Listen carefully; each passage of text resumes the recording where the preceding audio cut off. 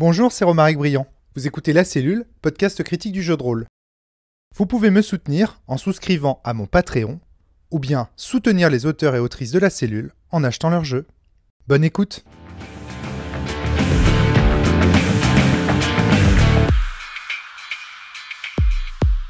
Bonjour à toutes et à tous et bienvenue dans cette 17e saison de podcast de La Cellule. Aujourd'hui nous sommes en grand nombre, en grand public, pour accueillir Roberto Fraga. Roberto, ça le fait ? Ouais, bonjour.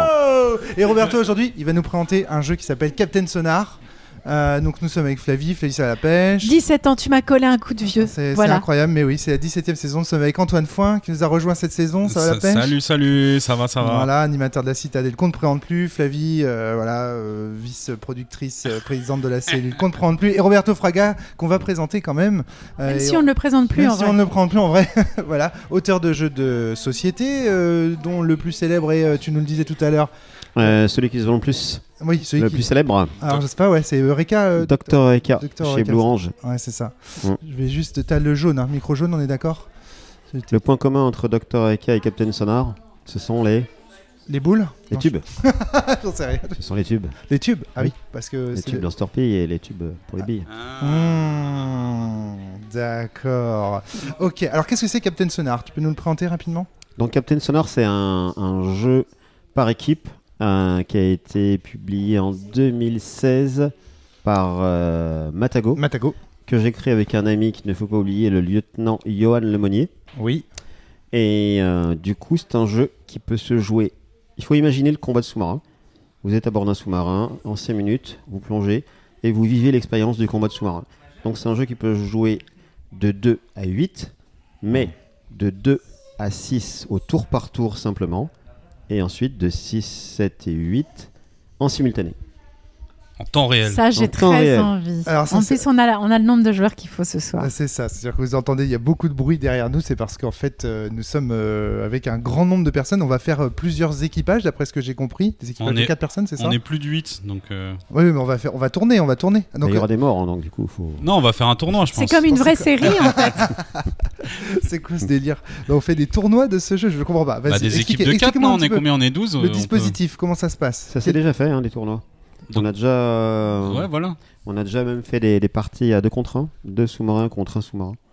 Ah ouais, putain, c'est cool. Donc, expliquez le dispositif quand même, rapidement, pour nos auditeurs auditrices qui ne connaîtraient pas du tout. Donc, il faut imaginer il faut une table, pour être à l'aise, une table immense, ou alors on joue vraiment serré comme on l'était dans les U-boats. Mais du coup, on va être comme une bataille navale, en fait. Ouais. Il va y avoir un grand paravent qui va séparer les 2 équipages. Ouais. Et d'un côté, on va avoir 4 membres d'équipage, avec au centre le capitaine. À sa droite ou à sa gauche, suivant les dispositions, il y aura le détecteur, celui qui est chargé de trouver la position de l'ennemi. D'accord. Il y aura ensuite à côté, moi je l'appelle le second, c'est le rôle le plus simple. Le jeu c'est à partir de 14 ans, mais ce rôle-là, franchement, à partir de 7 ans, on peut le faire. C'est juste remplir les jauges d'énergie, torpilles, drones, etc. Et ensuite, le dernier rôle, c'est le rôle du mécanicien. C'est le MacGyver de l'équipe, c'est celui qui doit tout réparer, car il faut savoir que le sous-marin, quand il se déplace, il emmagasine de l'énergie, mais en même temps, il a des avaries qui se produisent à la machine. D'accord. À chaque déplacement, il y a une avarie. Donc ça veut dire qu'il faut réparer sans arrêt, non-stop. Et donc c'est un jeu qui est très utilisé en team building. Donc en face de ces 4 personnes, il y a aussi 4 autres personnes, les adversaires. Et donc il faut savoir que c'est un jeu qui est utilisé en team building parce que du coup c'est un jeu qui aide les gens à apprendre des décisions. Le capitaine, ça va être quelqu'un qui doit pouvoir gérer plusieurs voix, celle de son second, du mécano, il faut qu'il écoute en face, le détecteur. Il y a un rôle, il y a vraiment 4 rôles vraiment différents, il y en a pour tous. Celui qui a envie d'être tranquille, il se met comme second, donc ça c'est très complet. Alors pour la petite histoire, on s'est rencontrés au Fige de Cannes et ce jour-là, on s'était rencontrés au Off et ce jour-là, tu présentais un Captain Sonar, sans doute un proto, j'imagine, je sais plus, et j'avais trouvé que c'était le bordel. C'est-à-dire tout le monde se parle, on sur le dessus, il y en a un qui essaye de faire la liaison et on sent qu'il y a une espèce de tension entre les 2 équipes. Moi, c'est tout ce que je sais du jeu. Flavie, t'as déjà joué à Captain Sonar ? Pas du tout. Et quand j'ai appris qu'on allait le faire, je me suis arrangée pour rien en savoir, pour être totalement blanche comme neige. Même chose, tu m'as offert le jeu il y a 2 ans, on s'était dit rendez-vous l'année prochaine pour un podcast. Je te l'ai fait il y a 2 ans et tu n'y as pas joué encore. Et non, parce que je voulais. Voilà. Attends, non, parce qu'on s'était promis qu'on y jouerait ensemble la première fois pour faire ce podcast. Donc, j'ai tenu parole. J'avoue que j'ai un petit peu fureté autour de la boîte quand même. Mais voilà, je voulais vraiment être vierge, de ne pas savoir du tout de quoi il s'agissait. Et autour de la table, on a aussi Antoine. Et Antoine, lui, il a une autre expérience du jeu, c'est que c'est un expert, je pense, on peut le dire. Je sais Pas un expert, mais j'ai beaucoup joué, ouais. Non, J'ai joué depuis le début, depuis sa sortie, à toutes les extensions. Et je regardais un peu dans mes vieux mails. Effectivement, oui, j'ai des extensions Chicago, Foxtrot, tout ça. C'est quoi ton Ouais. rôle préféré? Bah, moi, j'adore le sonar, mais après, c'est capitaine, quoi. Ouais. Et après, ça dépend, faut en parler parce que dans les extensions, les rôles s'améliorent un petit peu. Enfin, Et tu m'as dit qu'il y avait un mode histoire aussi. Et le mode histoire, c'est la deuxième extension. upgrade. En fait, la première extension, ça apporte des armes supplémentaires D'accord. qu'on peut embarquer, qu'on peut changer. On débarque une arme, on en embarque une autre. Et ensuite, la deuxième extension, c'est la plus complète, qui s'appelle Opération Dragon, où on vit carrément une campagne. On a, je crois que c'est 7 cartes. On joue la 1, après la 2, la 3, la 4. Et toutes Il y a les des cartes sont missions différentes. secondaires aussi. Et les missions entre chaque. secondaires, il y a même des membres d'équipage particuliers. Il y a avec des histoires d'amour entre les membres Ouais, d'équipage. mais, pas du tout. non mais honnêtement, On pourrait. rien qu'avec le jeu de base. Dans le jeu de base, il y a 5 cartes déjà. On peut jouer sous la banquise. Faut faire attention à ne pas faire surface en pétant le. On peut jouer au pôle sud, du coup. Ouais. Ouais, on peut jouer Et au il faut possible. faire dans la banquise, il faut faire surface dans les trous. Hmm. Parce que la dernière fois que j'ai joué, j'ai fait surface en paniquant n'importe où et donc c'était la dernière avariée et donc j'ai coulé en pétant la glace. Bon, Et pourquoi c'est le bordel le jeu? C'est parce que effectivement c'est en Raconte. temps réel et du coup on n'attend pas le tour de l'autre équipe.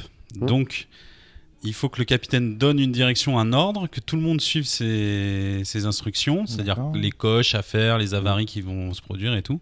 Mais plus on résout ces choses-là rapidement, Mhm. et ben plus on joue, plus on se déplace et donc on se déplace plus vite que les autres et c'est pour ça que ça commence à être cacophonique. D'accord. C'est qu'en fait il faut, oui on n'a pas dit, le but c'est d'abattre le sous-marin adverse quand même. Ah, d'accord, ok. Oui, quand même, Ouais. c'est pas Déjà le On n'est trouver, pas là pour s'amuser. puis l'abattre. On est pendant la. Mais- Ah, j'ai plus mes mots. On est pendant la guerre contre les Russes et nous sommes les Américains ou l'inverse. C'est ça. Et de la guerre froide. Ça redevient donc. La guerre d'actualité. froide. C'est ça que tu cherchais, guerre froide. Ouais, guerre Toujours froide. rapport banquise, tout ça, briser la glace. Ouais, vrai. franchement. Mais on pourrait projeter ça actuellement, mais ce serait un peu plus Ça triste. serait un peu plus triste, Ouais. peut-être, oui, effectivement. Donc voilà. Et ben c'est très intéressant tout ça. Par contre, je n'arrive absolument pas à me représenter les mécaniques de ce jeu. C'est-à-dire que je vois bien la promesse, je vois bien l'immersion. Je pense vois que c'est ça. important de dire que ça se joue sur des petites fiches qui sont Ouais. toutes différentes pour chaque Ouais, exact. rôle et qu'on joue avec des feux de Velleda. On Ouais. écrit dessus, on efface. Le Vous mat- verrez, il y a des mécaniques. On- C'est très ludique, c'est très Quand on a rigolo. créé le jeu, ce qu'on voulait, c'est que le matériel soit très simple, qu'il n'y a pas de dés, il n'y a Voilà. pas de cartes, il y a juste chaque joueur a une carte vois pas genre du tout ce format que c'est. A4 plastifié et un feutre effaçable. Et c'est tout. Et le paravent. Et ça suffit. Et c'est incroyable. C'est- Alors il y a un coup quand même d'entrée au jeu. Enfin, moi j'ai jamais joué en dessous de 8. Mhm. Parce Si, que- tu peux jouer facilement on peut. à 6 parce que quand Oui, tu mais es toi, capitaine, tu as tu jamais- peux cumuler Mais je trouve second que et- l'expérience, l'essence même du jeu, c'est à 8 quoi. Ouais, bien C'est sûr. incroyable. Ouais. Ce jeu, c'est un jeu. Et, Eh ben, on va voir ça. et on peut même jouer, mais ça c'est de la science-fiction, on peut même jouer à 5 contre 5. On a testé pour plaisanter avec l'éditeur une fois un rôle de cuistot qui avait besoin, il Trop avait une bien. toque, il avait besoin d'énergie pour ses plaques. Et donc, et l'équipage, quand il avait fait un bon repas, et du coup, il remplissait les jauges plus rapidement. Et par exemple, il disait j'ai une paella à faire, il me faudrait un rouge et 2 jaunes. Et c'était un peu le foutoir. Donc, Excellent. Bon, écoute, on va tester tout ça et puis on fera des sera retours. plus clair parce avec que le là, matériel. j'avoue que c'est très très compliqué. Merci beaucoup. Allez, on y va. À tout de suite. Bonjour. Donc voilà, fin des parties de Captain Sonar. On se retrouve avec Roberto Fraga, avec Antoine Foin, avec Florence et avec Flavie pour débriefer en fait les différentes parties qui ont eu lieu. La première chose qu'il va falloir faire et qui va être un peu complexe, je vais m'y coller, c'est de décrire le dispositif. Qu'est-ce C'est qui absolument génial. se passe ? Alors déjà, ouais, est-ce qu'on peut faire un tour de table rapidement ? Ta sensation de sortir de tout J'ai ça ? kiffé. Il y a un coup d'entrée, on en parlera, Flavie. mais une fois que tu l'as passé, en fait, tu rentres dedans Et plus tu l'as payé le coup d'entrée, plus tu comprends comment jouer, plus c'est calme et silencieux après. Exactement. J'ai trouvé que la troisième partie que vous aviez faite était... Parce que moi, j'ai participé aux 2 premières et la troisième, je suis sorti pour prendre l'air parce que vraiment, j'étais sous pression et en immersion et sous pression. C'est normal, on est dans des sous-marins. Mais effectivement, je trouvais que la troisième partie était beaucoup plus silencieuse, beaucoup plus calibrée. Tactique, dit Florence, et effectivement beaucoup plus... je pense que ça commençait à ressembler à une partie de Captain Sonar un peu plus experte, on va dire, par rapport à celle qu'on avait faite au début. Antoine, toi, ça ressemblait à une partie prototypique de Captain Sonar. Ouais, bah ouais, je pense. Hein. Roberto, content? Ça ressemblait à du Captain Sonar, pas de doute? Oui, tout à fait. Forcément, les gens qui jouent la première fois, ils s'énervent un peu et tout, mais c'est juste que voilà, il faut se mettre dans le bain, il faut en faire une première et après. Je pense qu'il y avait aussi beaucoup de simulation d'énervement. C'est-à-dire que les gens étaient dans le côté on est dans un sous-marin, je suis un capitaine, je crie, vite, machin, me donne. Mais c'était de la simulation. On avait aussi un petit peu bu avant. Je dois avouer qu'au fur et à mesure que mon vin blanc descendait, j'étais plus calme. Il descendait, c'est normal à bord du sous-marin, il descendait avec toi. Donc, alors, comment décrire ce dispositif? Moi, je le décrirais comme ça. Vous m'arrêtez si vous... En fait, on a donc une table qui est séparée en 2, avec 4 personnes qui, de chaque côté d'un paravent, effectuent des mini-jeux. En fait, on a 4 personnes qui effectuent des mini-jeux différents en fonction de leur rôle. Le capitaine, il fait un snake. Vous connaissez tous ce mécanisme de... Il peut pas se mordre la queue et il peut pas traverser son propre trait. On est donc sur chacun est donc sur une carte parcourue d'îles et on va devoir faire un trajet avec son sous-marin sans passer par ces îles, sinon on se crache, c'est la catastrophe. Mais le capitaine doit effectivement éviter de se mordre la queue, c'est-à-dire s'il dit nord, par exemple sud... Il peut pas faire nord-sud, il peut pas. Il peut pas faire nord-sud, parce qu'il comme dans Snake. Ouais. Comme dans Snake, ça m'explique certaines choses qu'on a vécues quand tu étais capitaine. Alors moi je suis... voilà, bon, on va tout de suite poser... Capitaine Tu t'es mordu la queue? Moi je suis nul à Captain Sonar, voilà, mais je comprends l'expérience. Donc on a un premier élément, un mini-jeu avec le capitaine qui fait du Snake. Donc il peut pas repasser, ce qui lui met une pression déjà. C'est-à-dire que mine de rien, il peut pas marcher sur les îles, il peut pas se remordre. Donc un personnage, le capitaine, déjà sous pression. Ensuite, on a un autre mini-jeu très intéressant qui est celui du navigateur. Le navigateur, lui, il écoute le capitaine de l'équipe adverse donner ses ordres et jouer à son petit Snake. Et lui, il doit noter, sachant qu'il ne sait pas d'où l'autre capitaine est parti, il doit noter les directions que emprunte l'autre sous-marin. Sur une feuille calque, voilà. Enfin sur un plastique transparent, ce qui permet de la déplacer sur la carte pour voir au fil du temps ce qui pourrait correspondre comme tracé. Quoi. On dirait plutôt que c'est le détecteur. C'est le sonar. Ça fait ou sonar. J'ai dit quoi T'as dit navigateur, c'est le sonar. Quoi. C'est le... Et d'ailleurs, un petit aparté. Vas-y, non, mais en fait, dans le jeu, il y a plusieurs cartes. Ouais. On a joué sur la carte alpha, c'est la carte où il y a le plus d'îles. Après, il y a la banquise. Et il y a aussi des cartes où il y a moins d'îles. En fait, moins il y a d'îles, plus c'est difficile de trouver l'ennemi. C'est logique. D'accord, ouais. Ok. Bah oui, parce que plus il y a d'îles, plus pour la personne qui fait le calque, il y a pour le capitaine, il y a des contraintes, donc des formes géométriques qui se retrouvent et qui laissent à deviner le contour des îles, en fait. C'est ça qu'il faut... Donc, une fois qu'on a dit, tiens, mais c'est marrant, pourquoi il a fait un espèce de point d'interrogation là, dans son schème de navigation, on se dit, ah, c'était pour éviter cette île qui a justement une forme de point d'interrogation, et donc c'est comme ça qu'on peut identifier le lieu, entre autres, c'est comme ça qu'on peut identifier, entre autres, le lieu où se trouve le sous-marin adverse pour le torpiller. Florence, si tu veux parler, il faut que tu parles. Tu peux pas traverser une île, donc tu je sais plus les mots. Tourne autour, ouais. Tu tournes autour et tu dis c'est pas possible, elle a pas pu passer par ce chemin-là et tout ça, donc tu fais des différents scénarios. Exactement, c'est exactement ça. Donc ça c'est vraiment un élément qu'il faut bien comprendre, c'est que donc avec son calque, il dessine le chemin que les autres ont parcouru. Comment t'as dit, le sonar, c'est ça? Ouais, ou détecteur. Ouais, détecteur. Voilà, ce qu'on appelle les oreilles d'or dans la marine. D'accord. Ils sont capables de dissocier tous les bruits. Celui qui écoute. C'est dans le film là avec. Oui. En fait, ils sont. C'est quoi le chant du loup. Le chant du loup. Voilà. Ils ont des cours et ils sont capables d'analyser tous les sons, te dire si c'est une hélice à 3 pales, un cargo de tel type, un requin à 3 destroyer, jambes. Un machin, et ils ont une ouïe parfaite.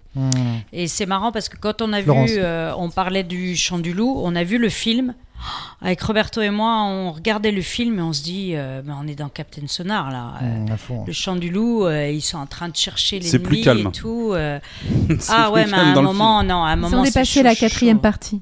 Ouais. Non, à un moment, c'est chaud et tu te croirais là quand tu es en train de courser ton ennemi et tout, c'est génial. Alors ça, c'est un truc que je vais aborder plus tard. Mais je trouve qu'on est très très proche de ce que nous on appelle en tant que La synesthésie. Alors la convergence. La convergence, même carrément. en Ouais. fait. Mais on en reparlera. Donc du coup, premier rôle, on a dit un mini snake. Deuxième rôle, celui qui est à côté, le sonar. Lui, il est dans l'écoute de l'équipe adverse pour essayer de tracer, de trouver le lieu où il se trouve. Ensuite, il y a un autre mini-jeu qui est celui du mécano, qui est très très compliqué, qui en fait, à chaque fois que le commandant donne une direction, ça va entraîner des avaries sur le bateau. Et donc lui, il est dans un espèce de jeu dans lequel il doit cocher des cases de couleurs. Dès qu'une case de couleur est cochée, ça va interdire certaines actions à l'équipe tout entière.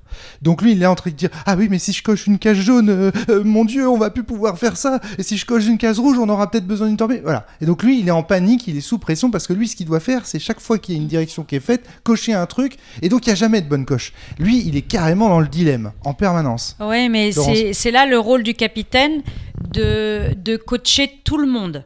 Il faut qu'il coach son matelot pour dire tu coches pas telle couleur parce que j'en ai besoin.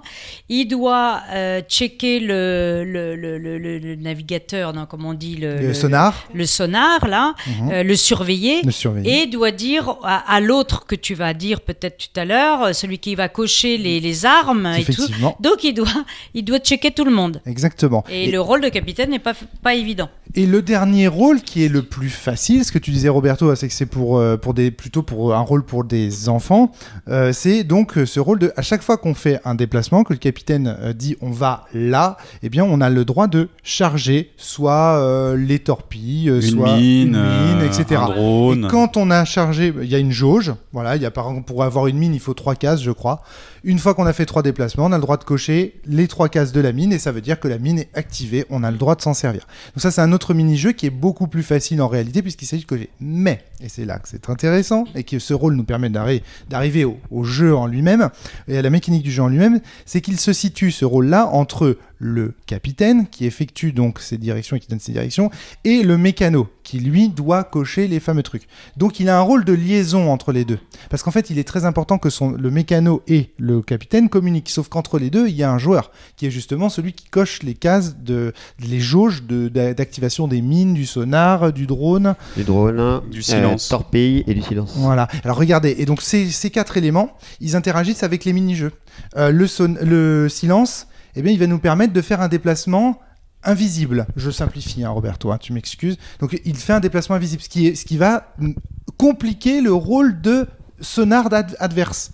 Puisqu'il y a un déplacement invisible, donc il doit l'anticiper. La torpille, évidemment, elle va servir à aller faire des blessures au sous-marin adverse. Et donc, du coup, elle va aller embêter là carrément tout l'équipage. Le drone, qu'est-ce qu'il fait ? Tu me rappelles, Antoine, je me souviens plus. Le drone, tu demandes une zone, c'est ça ? Tu interroges sur une zone. Si tu as un doute, ton détecteur a un doute sur 2 zones, ben... La carte est divisée en 9 zones. En 9 zones, tu interroges, est-ce que vous êtes en zone, par exemple, 5 ? Et l'ennemi répond oui ou non. Et pas, l'ennemi ne donne pas carrément sa zone comme ça s'est passé au début. C'était une erreur. C'était de l'espionnage. Ouais, exactement. On doit d'abord annoncer une zone. Je pense que vous êtes en zone 4 et l'autre de dire oui ou non. Alors que la première fois, il y a eu un drone qui a été lancé et l'adversité, l'opposition a dit directement sa zone. Ce qu'il ne faut évidemment pas faire. Très bien. Donc tout ça, en fait, c'est des choses qu'on active grâce à ce rôle qui a aussi un rôle de liaison donc, entre le capitaine et le mécano. Et là, on arrive au cœur du jeu, c'est la communication entre les mini-jeux. C'est-à-dire que chacun est dans son mini-jeu et sous pression dans son mini-jeu. Chacun a l'impression que l'urgence, c'est son mini-jeu à lui. Et en fait, non. Il faut réussir à communiquer pour faire un maximum. Enfin, c'est l'équipe qui communique la mieux, en fait, et va être capable de résoudre tous les mini-jeux et tous les puzzles en même temps, et donc être capable de gagner. Le chef d'orchestre, c'est le capitaine. Voilà, le chef d'orchestre, c'est le capitaine. C'est le rôle qu'on lui donne. Oui. Mais c'est pas forcément lui, moi, je trouve. Je trouve que celui qui est au milieu, qui coche les cases et qui n'a pas un rôle si central que ça, a en fait un rôle assez central et c'est vraiment ce qu'on appelle le second en navigation, je pense. Ouais, c'est ça. C'est-à-dire que je pense qu'au début, quand on commence à jouer au jeu, on a l'impression que le capitaine a beaucoup de responsabilités, ce qui est le cas, hein. Il y a beaucoup de coaching, quoi. Mais au fil de l'expérience, et quand toute l'équipe commence justement à prendre du galon, je pense que le second peut commencer à prendre en main certaines choses, à avoir des codes, à avoir des façons de percevoir comment le capitaine joue le jeu, comment le mécanicien, ce que fait le mécanicien, puisqu'il a toujours un regard sur ce qu'il coche. Et il peut soulager justement la charge cognitive du capitaine. Oui, ça peut être un homme de liaison. Oui. Exactement. Le second. Ouais. Flavie, tu voulais intervenir ? Alors moi, je voudrais parler, parce que j'ai fait un petit retour avant de descendre avec des personnes qui ont justement joué le rôle du second, en fait. Ouais. Notamment sur le début de la partie, en fait. Parce que je m'interrogeais sur comment tu fais pour comprendre comment fonctionne le jeu. Et en fait, il s'avère que les gens qui ont commencé comme second, en fait, et qui n'avaient jamais joué au jeu, ont eu ensuite une meilleure approche du jeu et savaient mieux comment gérer la communication dans le jeu. Donc en fait, le meilleur point pour pouvoir prendre en main le jeu, c'était à cet endroit-là. D'ailleurs, la personne, une des personnes qui a commencé par justement ce rôle-là, en fait, m'a dit, au début, j'ai eu l'impression de m'embêter, mais du coup, j'ai pu voir tout ce qui se passait bien ou mal, en fait, quand les autres faisaient les choses. Et ensuite, cette personne est devenue capitaine. Et là, elle a bien géré en tant que capitaine parce que, en fait, elle voyait, en fait, comment faire les choses. Alors que quand tu démarres en tant que capitaine ou mécano, comme tu as énormément de choses à découvrir, du coup, tu repères moins, en fait, les mini-jeux des autres. Et du coup, c'est plus compliqué ensuite de prendre en main. Et du coup, c'est intéressant parce que, en fait, on pourrait croire, finalement, quand on le regarde, que c'est un jeu où c'est moins intéressant que les autres. Mais au final, il permet de mieux comprendre comment ça fonctionne. Et ensuite, comme j'ai pu le voir, il y a des personnes que j'ai trouvées plus expertes qui connaissaient bien le jeu, qui ont pris ce rôle en fait de lieutenant en fait en main. Et en fait, cela servait juste, en fait, ça leur permettait de regarder. Ils bossaient en fait en accord avec le mécano. Ce que j'ai fait moi quand j'ai refait mécano après, je bossais avec le lieutenant pour que en fait, elle me disait coche pas ça, parce qu'elle faisait en fait la liaison plus facile avec le capitaine qui du coup avait plus de temps pour parler avec le détecteur. Ouais. Or, quand tu démarres, c'est pas que quand tu démarres en tant que capitaine, comme ça a pu t'arriver, ou moi, après avoir fait mécano. Moi, Rome. Ouais, Romaric a démarré moi, j'ai en commencé par les pires rôles, en fait. Voilà. J'ai commencé capitaine, qui a un rôle extrême de surcharge cognitive énorme, et mécano, qui a un rôle de dilemme énorme. Et j'ai fait l'inverse, et du coup, en fait, j'ai fait mécano et capitaine, qui sont les deux rôles de surcharge, et donc moi, j'avais pris beaucoup plus moins de recul en fait sur la situation. C'est pour ça qu'ensuite moi j'ai refait un mécano parce que j'avais plus compris de trucs après capitaine. Mais du coup il y a une sorte de gradation et finalement une sorte de binôme qui s'installe, une série de binômes. T'as le binôme en fait, les binômes qui se suivent. T'as le binôme au final mécano lieutenant capitaine et capitaine détecteur. Et finalement le détecteur et le mécano ont peu de liens, mais du coup se rassemblent en fait en passant par les deux autres. Très bien, ouais. Mais c'est bien ce que tu dis en fait, t'as raison de dire ça, Flavie, parce qu'il y a plein de gens il y a quelques personnes qui disent souvent le rôle de second est pas intéressant. Et je leur dis exactement ce que tu dis. Non, je faut faire plus d'une partie pour se rendre compte que c'est un rôle pivot en fait. Ouais, mais c'est un rôle d'approche en fait. En fait, c'est excellent, c'est-à-dire que c'est à la fois, moi je trouve ça génial, c'est à la fois un rôle pour rentrer dans le jeu facilement, mais c'est aussi un rôle, une fois que tu l'as acquis, qui devient passionnant parce que justement, rôle de liaison et tout.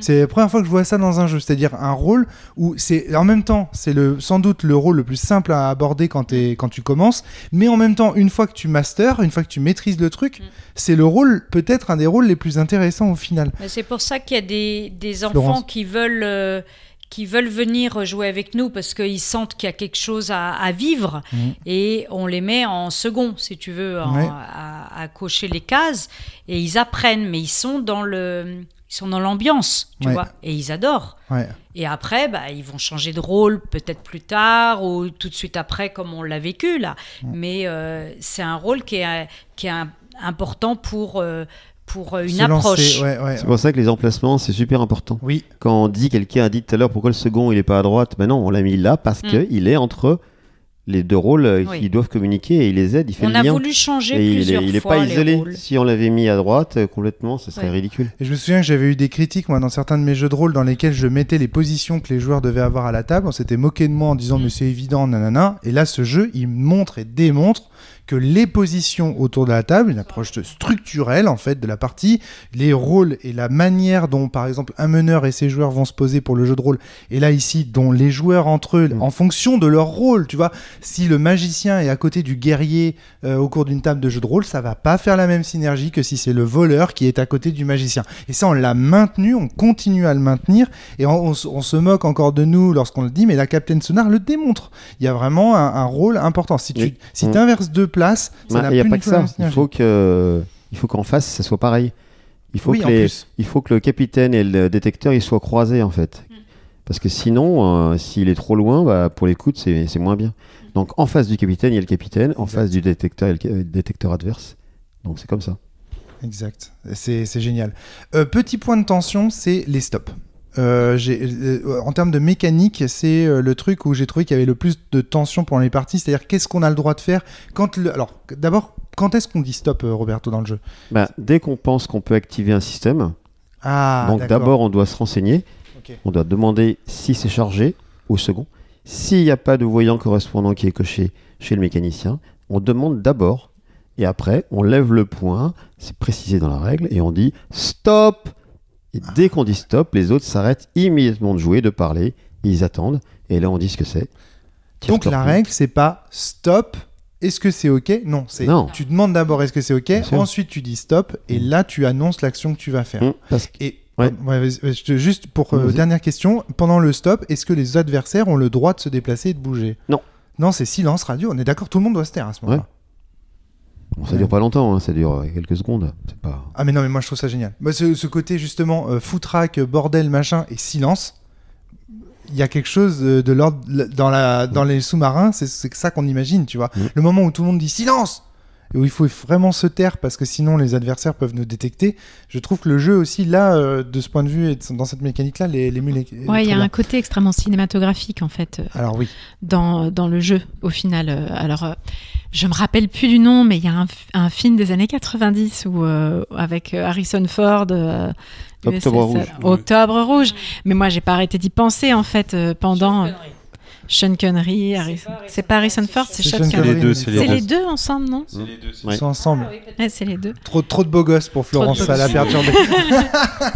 Et, Liam Neeson et aussi. en fait, ouais, c'est vrai, beaucoup trop de beaux gosses pour moi aussi.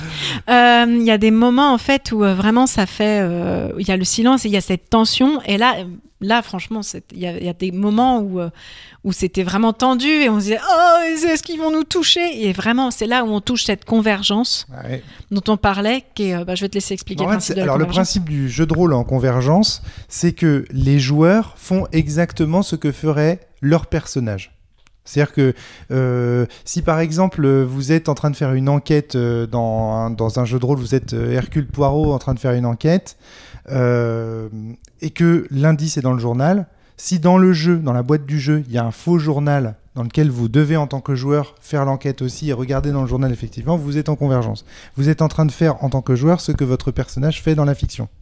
Dans ce jeu, Captain Sonar, on imagine tout à fait, en tout cas, si le but est d'émuler un film type effectivement Octobre Rouge, on a coché le bingo, hein, t'avais dit Roberto que c'était un des films qui était régulièrement cité pour décrire Captain Sonar.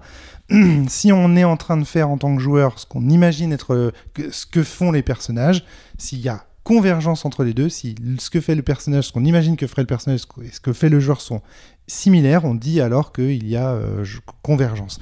Et c'est intéressant parce que moi, en fait, très souvent, je trouvais que jouer en convergence, c'est un truc que je retrouvais beaucoup en jeu de rôle, dans certains jeux de rôle qu'on pouvait pratiquer, mais Oui. je l'avais peu, en fait, en jeu de société. Et là, je trouve qu'il y a quelque chose qu'on touche Oui. qui, justement, permet de ressentir une tension. On fait des choses. Alors, évidemment, le mécano, il n'est pas en train de réparer des trucs, mais il répare finalement certaines choses et tout. Et moi, je trouvais ça très intéressant. Récemment, tu as ouvert la saison, tu as Oui, terminé la j'ai dit, saison il n'y en 16. a pas beaucoup. J'ai pas... Tu as terminé la saison 16 en disant que tu trouvais qu'il y avait un grand rapprochement ces dernières Oui, années entre le jeu de jeu rôle et le jeu de ouais, société. exactement. Et du coup, là, Et je là, le retrouve. Avec Captain Sonar, on en a pour moi l'illustration. Moi, tu vois, Roberto serait arrivé ce soir en me disant « Je vais te présenter mon nouveau jeu de rôle. Il s'appelle Captain Sonar et il m'aurait fait jouer à ça. » Je n'aurais pas pu dire « Non, c'est pas un jeu de rôle, c'est un jeu de plateau. » D'autant que, C'est un jeu de rôle pour moi. Comme dans certains jeux de rôle actuels, où on précise le contexte dans lequel on va jouer, par exemple, le bateau. Oui. Là, on nomme le bateau. J'aurais pas été étonnée qu'on se nomme aussi, techniquement on se nomme détecteur, on a tous un rôle. Ouais. Et d'ailleurs, vas-y, continue. Mais... Et du coup, on faisait ensemble l'USS Danette. Et voilà. C'est ce que je vous disais au début quand vous dites oui, mais c'était, il y avait de la tension, machin, et je voyais bien Florence à un moment donné, tu m'as pris un peu à part et tu m'as dit oui, mais t'inquiète, c'est normal dans les parties, machin. En fait, je pense que c'est parce que nous, on est des rôlistes, et en fait, on était en train de simuler la panique. Tu vois, et je pense à te dire, oh là là, ils paniquent. Et tu t'es pas dit à un moment donné, mais ils doivent pas aimer le jeu, ils sont en train de paniquer, ils sont en train de s'engueuler. Mais nous, on aime ça en fait, c'est du jeu de rôle pour nous, tu vois. Et en fait, on était dans notre rôle. Quand toi, Flavie, tu prends le rôle du capitaine et que tu gueules machin et tout. Évidemment, Flavie n'est pas comme ça dans la vraie vie. Elle jouait un personnage. Et moi, en tant que mécanicien, en mode, ah non, mais c'est pas possible, mais on n'y arrivera pas, capitaine. On était déjà, parce que nous, on a l'habitude du jeu de rôle. Franchement, on était déjà dans des rôles en fait. Et ça nous aurait pas étonné de faire une intercession. Racontons l'histoire d'amour entre le capitaine et le mécano, machin, tu vois. Enfin, il y a quelque chose là. Je t'aurais quitté à la première partie. Parce que t'étais vraiment trop nul en tant que mécano. J'ai compris, j'ai saisi. Mais voilà, c'est que nous, on était dans le rôle en fait. On commençait déjà à être dans le rôle. Voilà, je sais pas.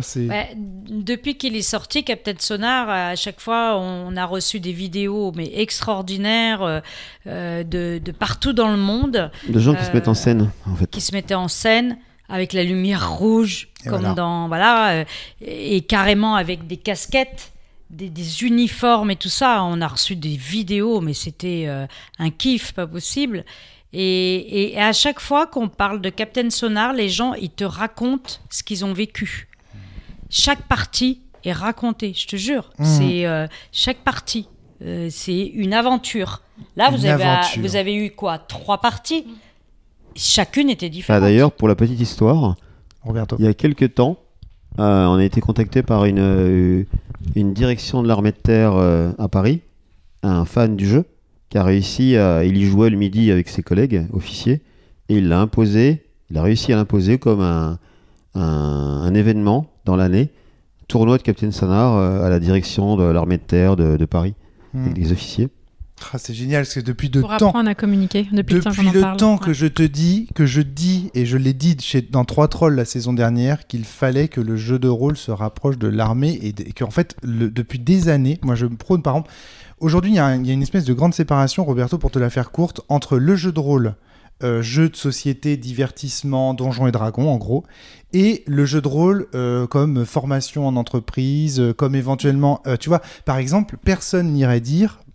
On le dit, mais personne n'irait dire qu'une simulation d'attaque terroriste à Paris effectuée par le ministère de la Santé, c'est du jeu de rôle. Et moi, depuis des années, dans ce podcast, dans ces micros, je défends l'idée que c'est du jeu de rôle et que quand on organise une convention de jeu de rôle, il ne s'agit pas uniquement d'inviter les gens qui jouent à Donjons et Dragons. Il s'agirait aussi d'inviter les gens qui font des opérations militaires dans le cadre de l'OTAN, etc. Et là, ce que tu dis, c'est que l'armée commence à s'intéresser aussi aux jeux de société. Ça fait très longtemps. Hein. C'est marrant ce que tu racontes parce que dans une autre vie, j'ai participé à un genre de jeu de rôle organisé par le SRPJ, la police de Strasbourg, qui venait s'entraîner.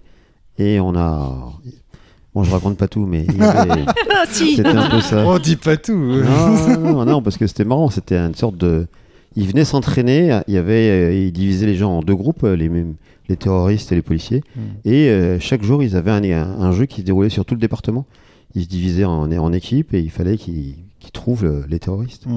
Et nous, ils nous ont demandé notre collaboration avec la Valette des douanes. Et du coup, Parce que tu as été douanier dans une vie. Et du coup, on a réussi à les choper en ronce. C'était la seule victoire toute la semaine. Donc, il faut se poser des questions sur l'efficacité de la police. Mais tu vois, moi, depuis des années, donc je le dis, mais aussi, on apprend récemment, et notamment, il y a eu des vidéos qui ont raconté l'histoire et l'origine du jeu de rôle, qui racontent comment le jeu de rôle vient aussi du jeu de guerre, Kriegspiel, donc le fameux jeu de guerre allemand-prussien, voilà, où deux armées s'affrontaient dans des salles différentes et où il y avait un arbitre au milieu dans une troisième salle qui devait faire la transition entre les armées, etc.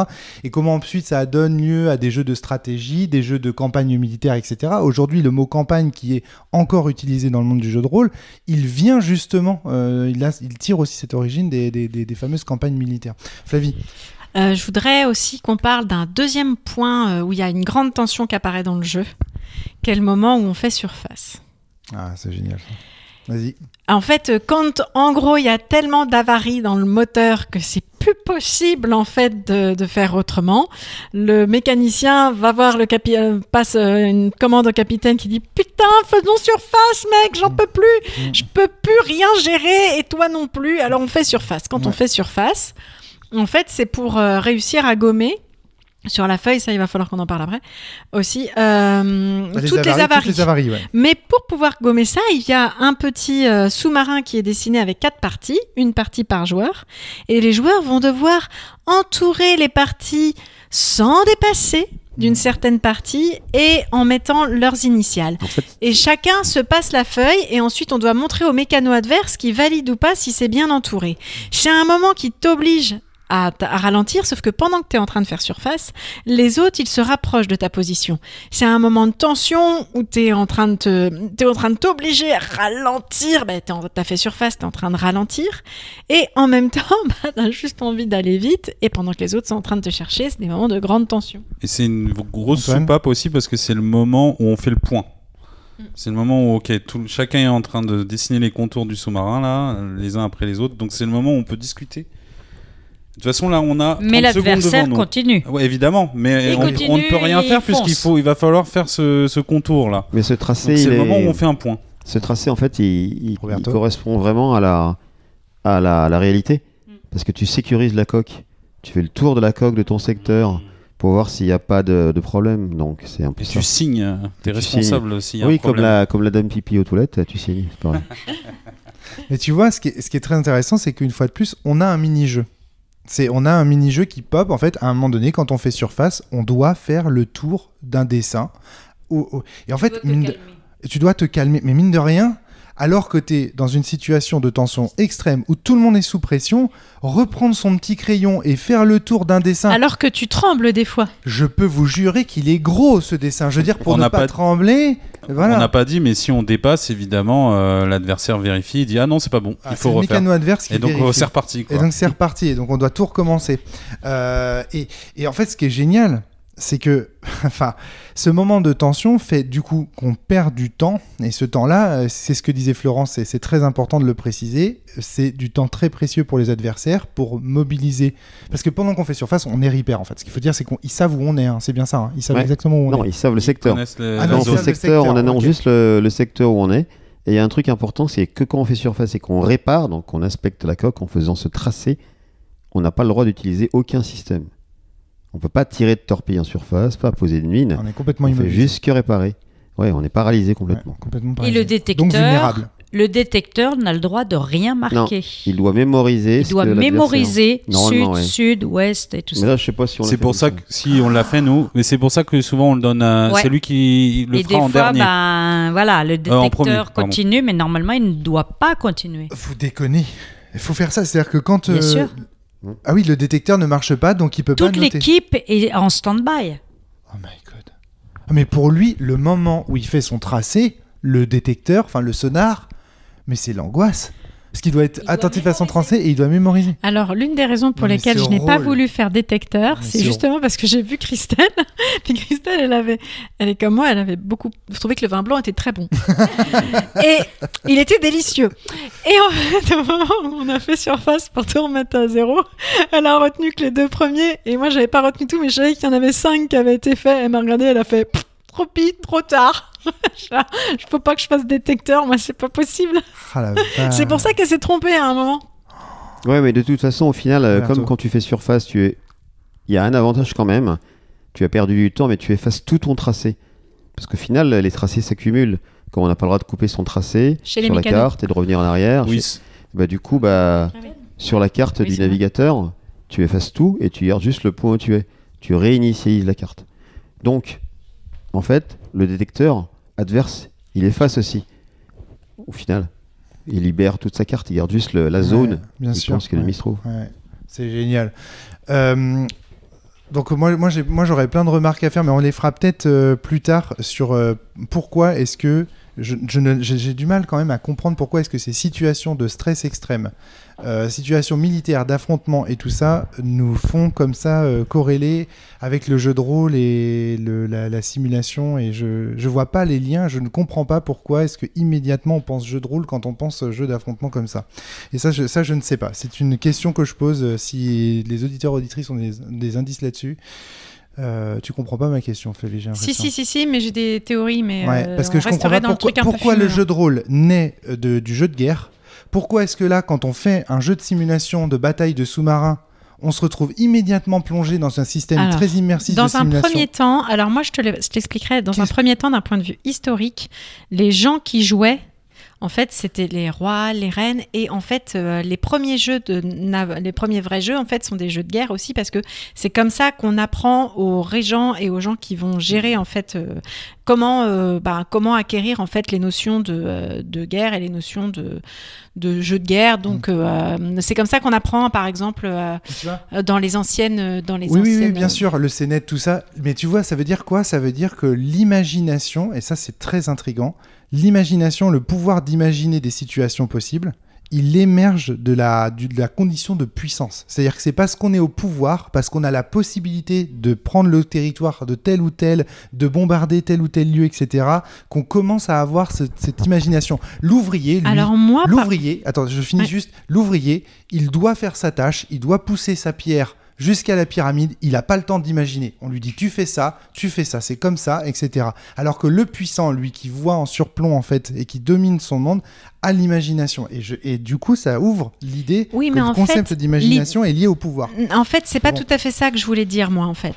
C'est juste que du coup, on apprend à des gens, en fait, assez jeunes, à retenir en fait l'histoire de la guerre. Parce qu'ils vont y être confrontés. Sauf qu'en fait, les gens à qui on apprend ça à l'époque, en fait, c'est des jeunes gens. Donc c'est de la pédagogie, en fait. Ah d'accord, l'imagination sert en fait à apprendre c'est pour ça à se mettre dans des situations, à se mettre en situation. Exactement, okay. En fait, et c'est pour ça que moi je pense que c'est de là d'où c'est né, en fait, c'est parce qu'on apprenait à des jeunes gens, et en fait plus tard on voit bien ils créaient des sortes de maps pour mieux se comprendre, parce que il fallait comprendre exactement où on allait placer les choses, etc. Mais je pense que c'est ma théorie, hein. Je ne sais pas si c'est vrai, mais ma théorie, c'est que à la base, si tu dois apprendre au futur dauphin Louis XIV comment aller péter la gueule aux Anglais, et qu'à ce moment-là, il est devenu roi assez jeune, pour lui apprendre ça à l'âge de 6 ans, il va bien falloir faire ça d'une façon un peu plus simple, et on va pas lui filer un bouquin en disant allez, maintenant tu me lis l'histoire de la guerre de l'Antiquité jusqu'à aujourd'hui, tu as 5 heures. Non, c'est un gamin en fait, donc il va falloir le faire jouer. C'est intéressant. Alors, donc ça, c'est complètement hors sujet. Revenons à Captain Sonar. Alors, ce qui m'a frappé énormément, c'est le côté codifié du jeu, qui permettrait même à des personnes étrangères les unes aux autres. Alors, en tant qu'équipe, il faut quand même se connaître un minimum, je pense. C'est-à-dire que l'équipe peut se connaître. Mais par contre, ce qui est génial, c'est que le jeu est suffisamment codifié pour mettre face à face des gens qui se connaissent ni d'Ève ni d'Adam, voire même des gens qui ne parlent pas la même langue. On l'a déjà fait sur les salons régulièrement. Quand le jeu est sorti, alors il a été présenté à Essen en Allemagne. Du coup, il y avait des joueurs, des Allemands, des Anglais, des Espagnols, et ils se mettaient à table tous ensemble, et puis ils se connaissaient pas. Puis ils jouaient, et puis à la fin, ils se tapaient tous dans les mains. Donc il n'y avait pas de problème. Toi, dont l'objectif est justement par le jeu de réunir un maximum de monde différent autour de la table. Torpillez-vous allègrement. Torpillez-vous les uns les autres, disait Roberto, après quelques verres de vin blanc. Non mais tu vois, ce que je trouve génial, c'est ça, c'est que le jeu est tellement bien codifié qu'en fait, il permettrait presque d'y jouer avec des gens qui ne parlent pas la même langue. Ouais. On l'a fait. Et vous l'avez fait. Il y a une grande ritualisation aussi. C'est-à-dire que dans les premiers temps, en fait, les 2 premières parties où on joue, je trouve, on apprend la ritualisation du truc, en fait. Et je trouve que le moment où on voit que la ritualisation, elle est OK, c'est quand on a joué à la 3e partie, là où moi j'étais de l'autre côté, parce que je voulais voir de l'autre côté.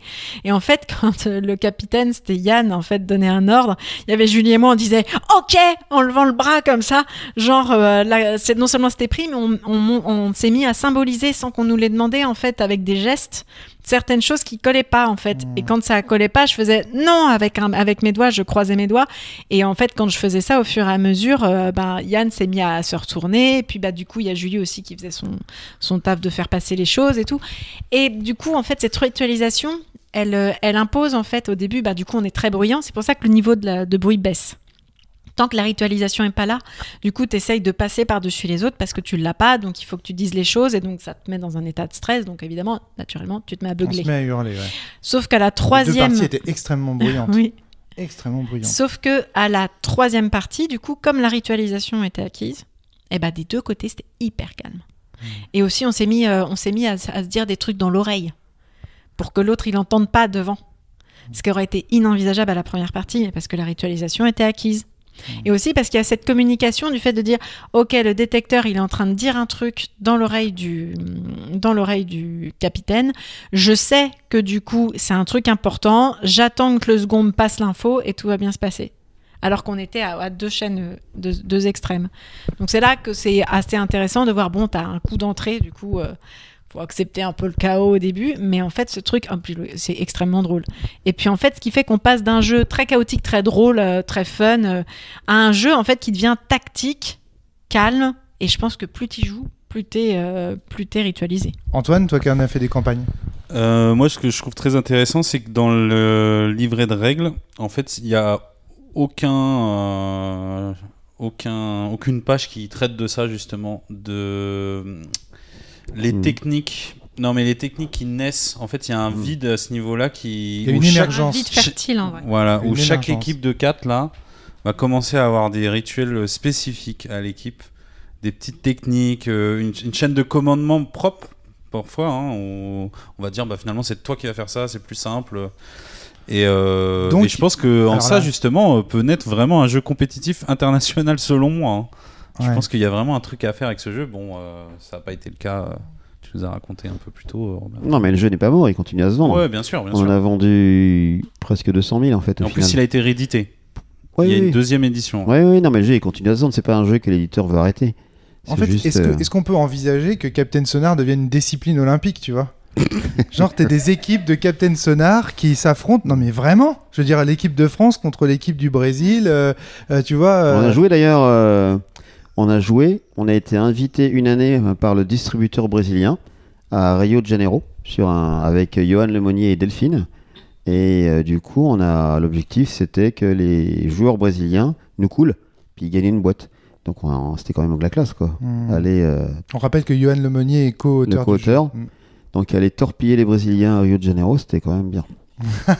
Florence et les Argentins. Oui, les Argentins aussi. Les Argentins, on les a torpillés, manque de peau. Quelques mois après, ils ont perdu un sous-marin avec l'équipage. Un vrai Non. Un vrai, je te jure. Putain, pas drôle. Bon, c'était une anecdote. Captain Sonar sera-t-il bientôt comme Fitna utilisé pour prédire les sous-marins perdus et les sous-marins qui vont être perdus? Kit de formation. Voilà, exactement. Flavie. Moi, je voudrais parler du matériel. Alors juste... Je voudrais qu'on rebondisse sur l'aspect créativité. Hyper importante en fait, parce que là, on l'a droppé rapidos. Tu dis, Antoine, en substance, et après on parlera du matériel fait. Tu dis en substance, le jeu propose des espaces de créativité, c'est-à-dire chacun peut inventer et faire émerger son truc. Est-ce que tu as des exemples de ça que tu pourrais citer là, que tu as créé avec tes joueurs? Ça va être des exemples ultra personnels. Hein, oui, mais justement, c'est ça qui m'intéresse. Souvent, c'est des signes avec les doigts pour aller très vite, quoi. Génial. Donc chaque rôle a des signes et fait des symboles avec sa main. Comme dans la plongée, vous voyez. Voilà, pour dire, le mécanicien, il va tout de suite dire qu'à l'est, il reste 2 slots disponibles. Vous ne voyez pas, mais il est en train de faire les gestes. Je suis en train de faire un geste avec mon pouce vers la gauche très vite. Mais c'est vrai que dans le podcast, ça marche moins bien quand même. Donc 2 doigts levés très vite avec une direction donnée ou des trucs comme ça. Mais on peut se mettre d'accord pour dire que ce signe-là, ça veut dire, je fais un rond OK en plongée par exemple. Ça veut dire. Je suis OK, c'est bon, torpille. Non, mais on dit que ça concerne que les torpilles. Tu vois, par exemple, on dit que ce symbole-là, ça veut dire que le torpille, c'est OK. Ok, d'accord. Est-ce que tu as noté aussi du skill en matière de... Tu te dis, par exemple, bon, lui, c'est un meilleur navigateur que lui, ou des trucs comme ça parmi Ou non, pas du tout, ça tourne. Du skill qui se développerait au fil des parties, ou en du fait, skill inné.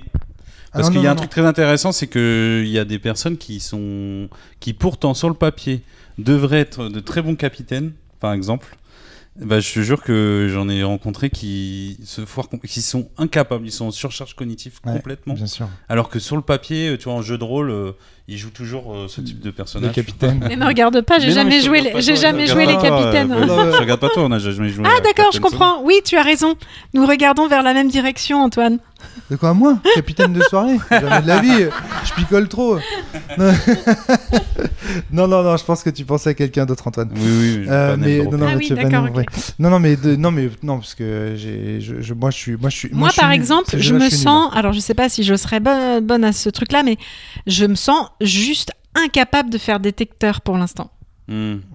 Juste, je regarde le truc de loin. Ce rôle te fait peur. Ah, grave.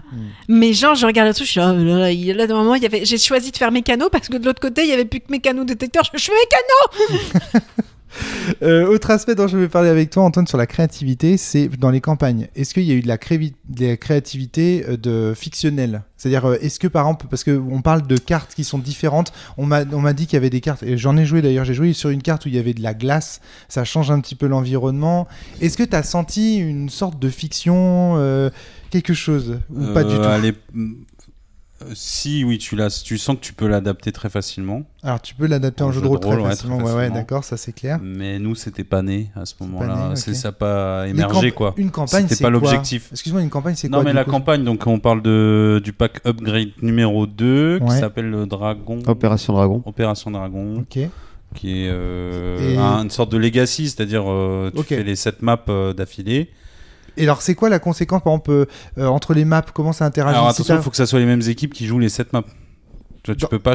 Le but, c'est que ce soit les 8 mêmes personnes. C'est toujours le même équipage. C'est pour ça que je dis legacy, dans le sens où on démarre avec des gens, il faut finir avec ces gens-là. Mais alors, du coup, t'es opposé à eux? Voilà. Oui, c'est 4 contre 4, mais on fait dans une histoire.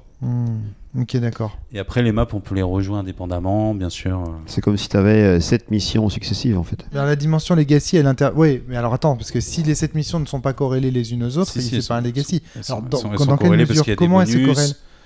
Parce qu'il y a des victoires, il y a des conditions de victoire. En fonction des victoires, tu pexes sur le sous-marin. Voilà, et voilà, c'est ça, oui. Ce qu'on n'a pas dit, c'est que dans les extensions, il y a une liste de sous-marins différents, il y a une asymétrie qui se crée. Même des postes de mécano différents. Voilà. Parce qu'on s'habitue aux patterns. Des armements différents. En gros, au début, on choisit son sous-marin qui est peut-être plus fort, plus lent, mais plus fort, plus tanky. Il y a un côté un peu Formule D. T'as fait des campagnes de Formule D, Roberto? T'as jamais joué à ça? Non. C'est un peu comme ça, t'achètes des moteurs, des bagnoles, des trucs, tu répares ta bagnole, tu dois payer des trucs, enfin bref. Ok, très très bien. Ok, mais pas de créativité fictionnée du genre, à un moment donné, ça peut émerger, je suis sûr. Le capitaine adverse tombe amoureux du... Je sais pas, toujours ça. J'exagère, non mais j'exagère. Je crois que c'est le truc qu'on préfère, toi et moi, dans les jeux de rôle, c'est ça? Non, pas du tout, alors surtout pas moi. Non, mais c'est juste pour avoir une idée, tu vois, parce que Roberto, il aurait pu prévoir un truc, par exemple, qu'il y a un traître dans le sous-marin. Mutinerie. Non, on a rajouté on voulait rajouter un cuistot pour rigoler, on a fait ça aussi. Alors vas-y, raconte. En fait, quand on a sorti le jeu en Allemagne, c'est un éditeur qui s'appelle Pegasus Spiele qui le distribue là-bas. Et quand on l'a présenté, ils veulent toujours qu'il y ait un petit plus le jour de la présentation. Ouais. Donc on avait fait le rôle de cuistot. On avait 2 tocs. Donc il y avait un 5e membre d'équipage qui était, je crois, à côté du second. Et il avait une fiche effaçable et un feutre effaçable.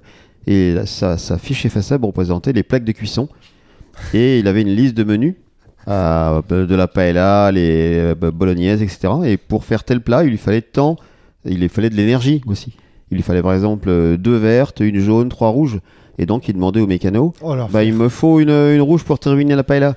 Parce qu'en fait, sauf que le capitaine lui disait, non, en ce moment, ça suffit avec ta paella, c'est les torpilles en priorité. Ouais. Mais l'avantage, c'est que s'il arrivait à placer un repas, ensuite, l'équipage remplissait les jauges plus rapidement. Il y avait un cran de moins, parce qu'ils avaient bien mangé, ils étaient satisfaits. Donc, ça fonctionnait, mais c'était un peu synchrole. Mais après, je vous parlerai d'un autre 5e rôle qu'on voulait faire, avec une appli. Ouais. le rôle du barreur. On avait proposé à l'éditeur. Ok. Parce qu'en fait, le barreur, c'est le gars qui tire la barre, le volant du bateau. Ouais. Et on avait proposé à l'éditeur de faire sur une appli de chaque côté, chaque barreur a son téléphone, son smartphone. Ouais. Il le tient. Sur le téléphone, il y a un gyroscope. Tu vois le cap Oh non. à l'écran. Oh non, Et c'est quand le horrible. capitaine dit route à Motion l'est, gaming. il tourne. Si par exemple, je fais route à l'est et que le capitaine dit route au nord, il faut incliner à gauche ou à droite le smartphone. Alors attends, donc si On est route à l'est on est route à et le l'est. capitaine te dit route au nord. À droite. Bah, si tu fais à droite, tu vas faire 270 degrés. Donc tu vas mettre beaucoup plus de temps à virer.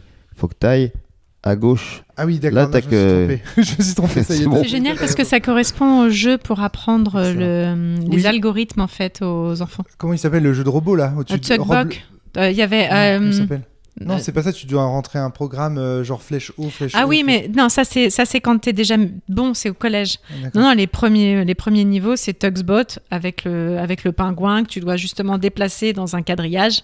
Et du coup, en fait, ça t'oblige à changer de perspective et de point de vue. T'en as un autre aussi avec des sortes de coccinelles pour les gens qui sont dans le...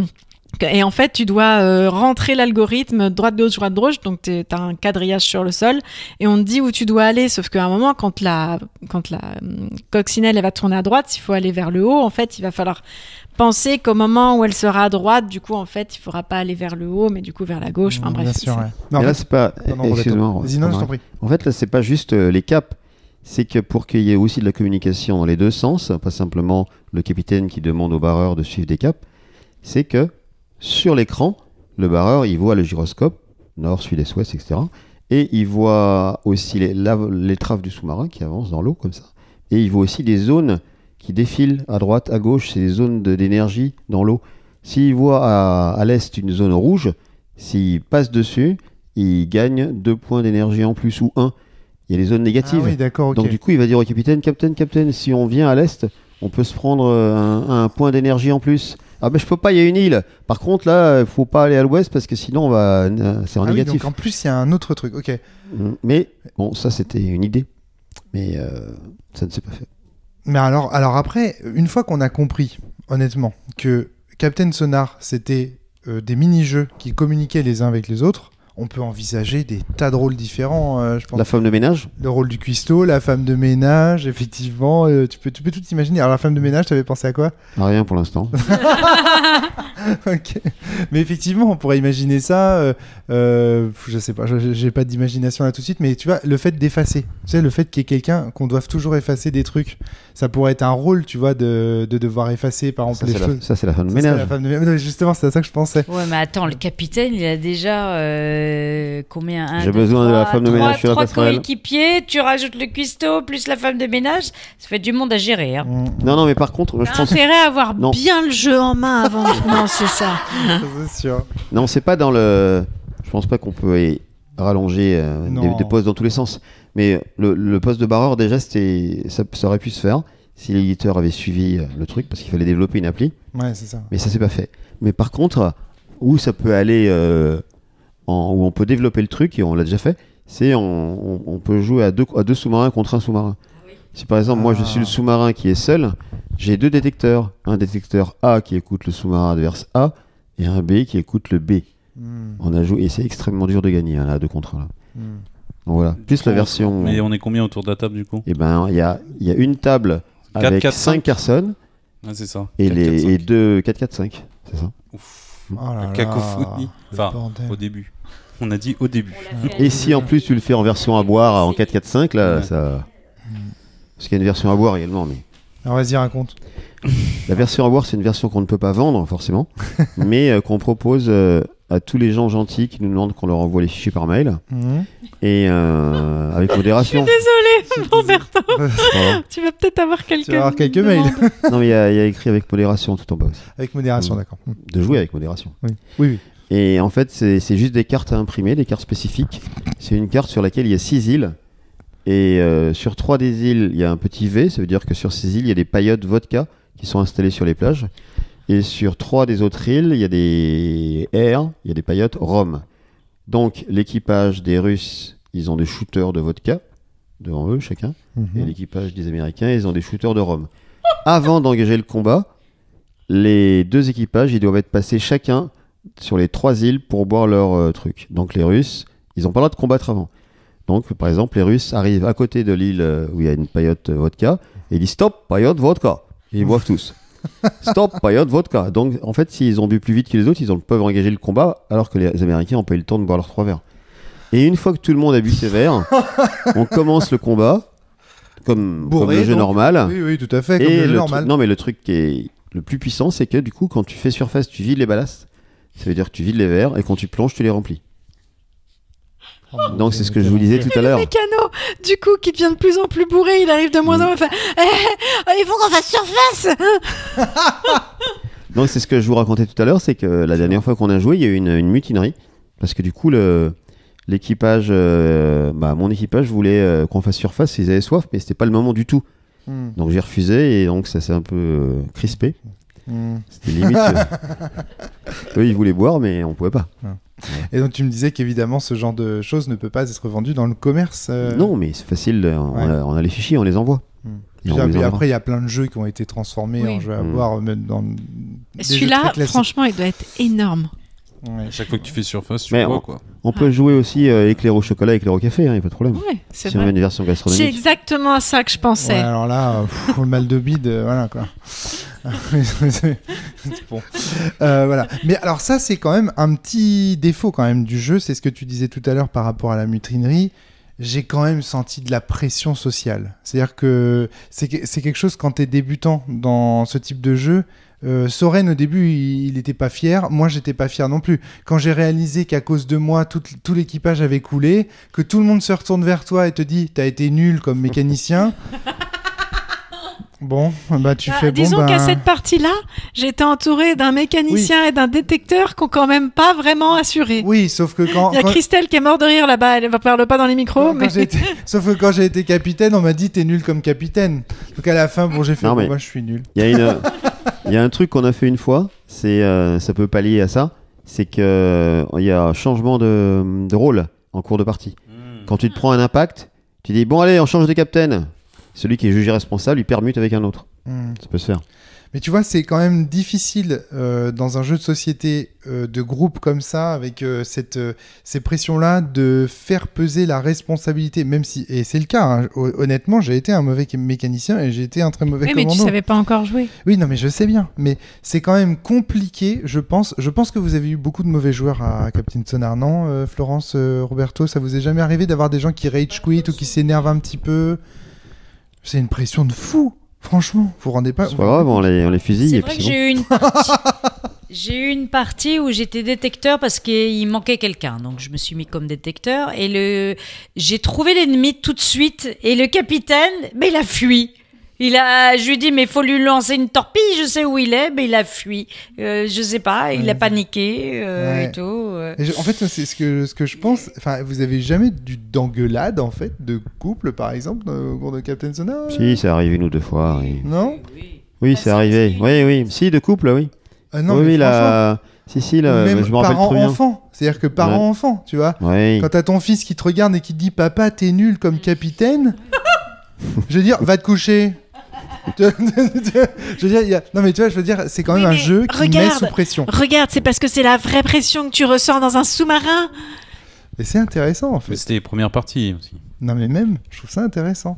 Et c'est pas parce qu'il dit ça que ça lui a pas plu. Hein. C'est en fait le truc, c'est que c'est rigolo de voir les rapports hiérarchiques être chamboulés par un jeu de société, de voir justement, ressentir aussi l'effet que ça fait d'être le maillon faible. Et en fait, ce qui est intéressant, c'est ce que tu disais tout à l'heure, Antoine, c'est de voir des gens qui se croient endosser vraiment un rôle de capitaine et s'effondrer en fait, etc. Et en fait, ça, j'en ai vu. En fait, j'en ai vu des gens comme ça. On a eu une année pour une route du Rhum. En fait, on avait une entreprise rennaise qui s'appelle Cardinal. C'est une entreprise de construction très importante. Et ils organisaient un séminaire à Saint-Malo. Les séminaires, ça consiste en l'après-midi, ils ont une réunion et le soir, ils vont boire. Et du coup ballast vide. Et du coup la réunion c'était une partie de Captain Sonar pour tous les chefs de chantier. Et il y avait le patron de la boîte. Et le patron de la boîte, il a voulu se mettre capitaine parce que c'était le patron. Ouais. Et du coup, il écoutait pas ce que disaient ses mécanos, c'était ses employés, son mécano. Et du coup, la partie a duré moins de 10 minutes. Parce qu'il écoutait pas. Et à la fin, il y a eu un débrief parce que c'était avec une fille qui fait de la formation par le jeu. Et elle a expliqué au patron, elle leur dit, voyez, peut-être que des fois on peut écouter aussi ce que disent les employés. Mais je crois qu'ils s'en foutaient complètement. Ça a dû... Mais ça, c'est intéressant. Ça veut dire que le jeu apprend formatif. Tu peux faire du team building avec. C'est ce que disait Roberto. Il y en a certains qui l'utilisent. Après, moi, j'ai vécu aussi une partie où le gars, c'était sa première partie et il a géré le mécano, le détecteur, tout le monde, rien qu'avec un regard. Tu vois, il regardait les maps de tout le monde. Les maps de tout le monde. Moi, j'étais impressionnée. Et je lui dis, chapeau, hein, capitaine. Et c'était sa première partie, il arrivait à gérer tout le monde. Il a quel âge, Soren ? Il a 12 ans. Il a 12 ans. Ouais. Parce qu'il s'est bien débrouillé. Hein. Ah ouais. En fait, il a fait seconde d'abord. Et après, capitaine, Flavie. Le mécano, là, la dernière partie. C'est pour ça que je suis allée le voir parce que je voulais savoir comment il avait vécu sa partie. Et justement, il m'a dit, en fait, c'était bien. J'ai cru que j'allais m'ennuyer et j'ai commencé à être pas contente sur la première partie. Puis je me suis rendu compte qu'en fait, je me suis mis à tous vous regarder. Et en fait, j'ai appris le jeu. Et du coup, en fait, comme il a démarré sur second, en fait, il m'a dit, j'ai d'abord énormément regardé Mécano, ce que tu faisais, et en fait, du coup, j'ai compris qu'il y avait un lien avec le capitaine. J'ai commencé à regarder beaucoup ce que faisait le capitaine, et ensuite, j'ai commencé à regarder ce que faisait le détecteur. Donc, en fait, il m'a dit, j'ai appris le jeu à ce moment-là. Moi, j'ai l'impression qu'il a tout compris au jeu à la fin, et moi, j'ai rien compris. Et c'était hyper parce que moi, je suis marrant en fait, parce que il faut savoir, Non, mais ça dénote des types d'intelligence différentes. Non, mais c'est un peu rigolo parce que, en fait, je suis allée le voir parce que, bon, je suis allée le coucher après, mais les enfants, il était tard. Ouais, c'est fou, hein. Et en fait, du coup, je suis allée le voir et pour avoir son retour sur le jeu, et c'était un rôle assez pertinent, c'est-à-dire que, alors il n'a pas dit ça comme ça, mais en gros, ce qu'il a dit, c'est d'apprendre comment des parties forment un tout. Et donc, en fait, lui, il a essayé de comprendre comment chaque partie faisait système et comment fonctionnait le système, en fait. Et il a essayé... Alors, il faut savoir qu'il veut devenir créateur de jeux Soren. Donc, en fait, ce genre de jeu, d'expérience... On va l'envoyer en stage chez Roberto. Tu vas aller te former à la dure. Et en fait... T'en as déjà eu des stagiaires. Ouais, c'est tout cool. Et du coup, en fait, son idée à Soren, c'était de dire que, en gros, sur ce type de jeu, ce qu'il trouvait intéressant, c'était en gros d'essayer de comprendre en fait les implications et comment ça. En gros, il a dit comment ça passe. Tu vois, il a 12 ans en fait, donc évidemment, il a pas l'école. Ouais. Et puis comment ça fait système en fait. Il m'a dit, mais du coup, en fait, c'est plein de petits moments et en fait, ça finit par un gros moment. En fait, tout ça, c'est inspiré de la vraie vie. Hein. Oui, bien sûr. Parce que je vous dis d'où ça vient. Oui, raconte. Waouh. En fait, quand j'ai fait mon service militaire sur un porte-avions. Les porte-avions, c'est les plus gros bateaux de la flotte. Ils font 265 mètres de long. Et je bossais sur la passerelle de navigation. La passerelle, c'est l'endroit où il y a le plus de monde, où il y a le plus de gens qui braillent des ordres dans tous les sens. Ouais. Et quand on jouait à la guéguerre électronique, et on était 15-16 sur la passerelle, à donner le barreur, les officiers qui s'occupent des avions. Et donc, moi, j'étais opérateur radio en plus, j'envoyais des messages. Et autour de moi, j'entendais des gens qui gueulaient, ils disaient attention, ouais, fais ci, fais ça. Et donc, il y a eu cette influence-là. Et c'était, vous n'étiez pas nés, hein, c'était à l'époque, il n'y avait pas encore les radars plein jour. Les radars qui sont maintenant en couleur, c'est les écrans d'ordi, les GPS. Et donc, c'était le vieux radar avec le balayage comme ça qui tourne, tout avec l'écho, le point du bateau au milieu et les échos. Et il y avait ça. Et je me rappelle très bien que j'avais vu le capitaine demander à l'officier « Calcule-moi la route relative de ce bateau-là par rapport à celle-là. » Et à ce moment-là, il a pris un calque, il l'a mis sur l'écran et il a fait un tracé vectoriel. Et là, tu t'es dit « mais non, mais c'est pas à ce moment-là. C'est resté enregistré. C'est ressorti. Le jeu, je l'ai pas créé à ce moment-là. C'était en 81. Non mais attends, c'est marrant parce qu'on a parlé d'un autre de tes jeux avant. Juste un peu, on a... C'est pas qu'est-ce qu'il fait. T'étais né. Christelle a dit j'étais née. Christelle était née. Moi c'est à une année près. Ah d'accord, ok.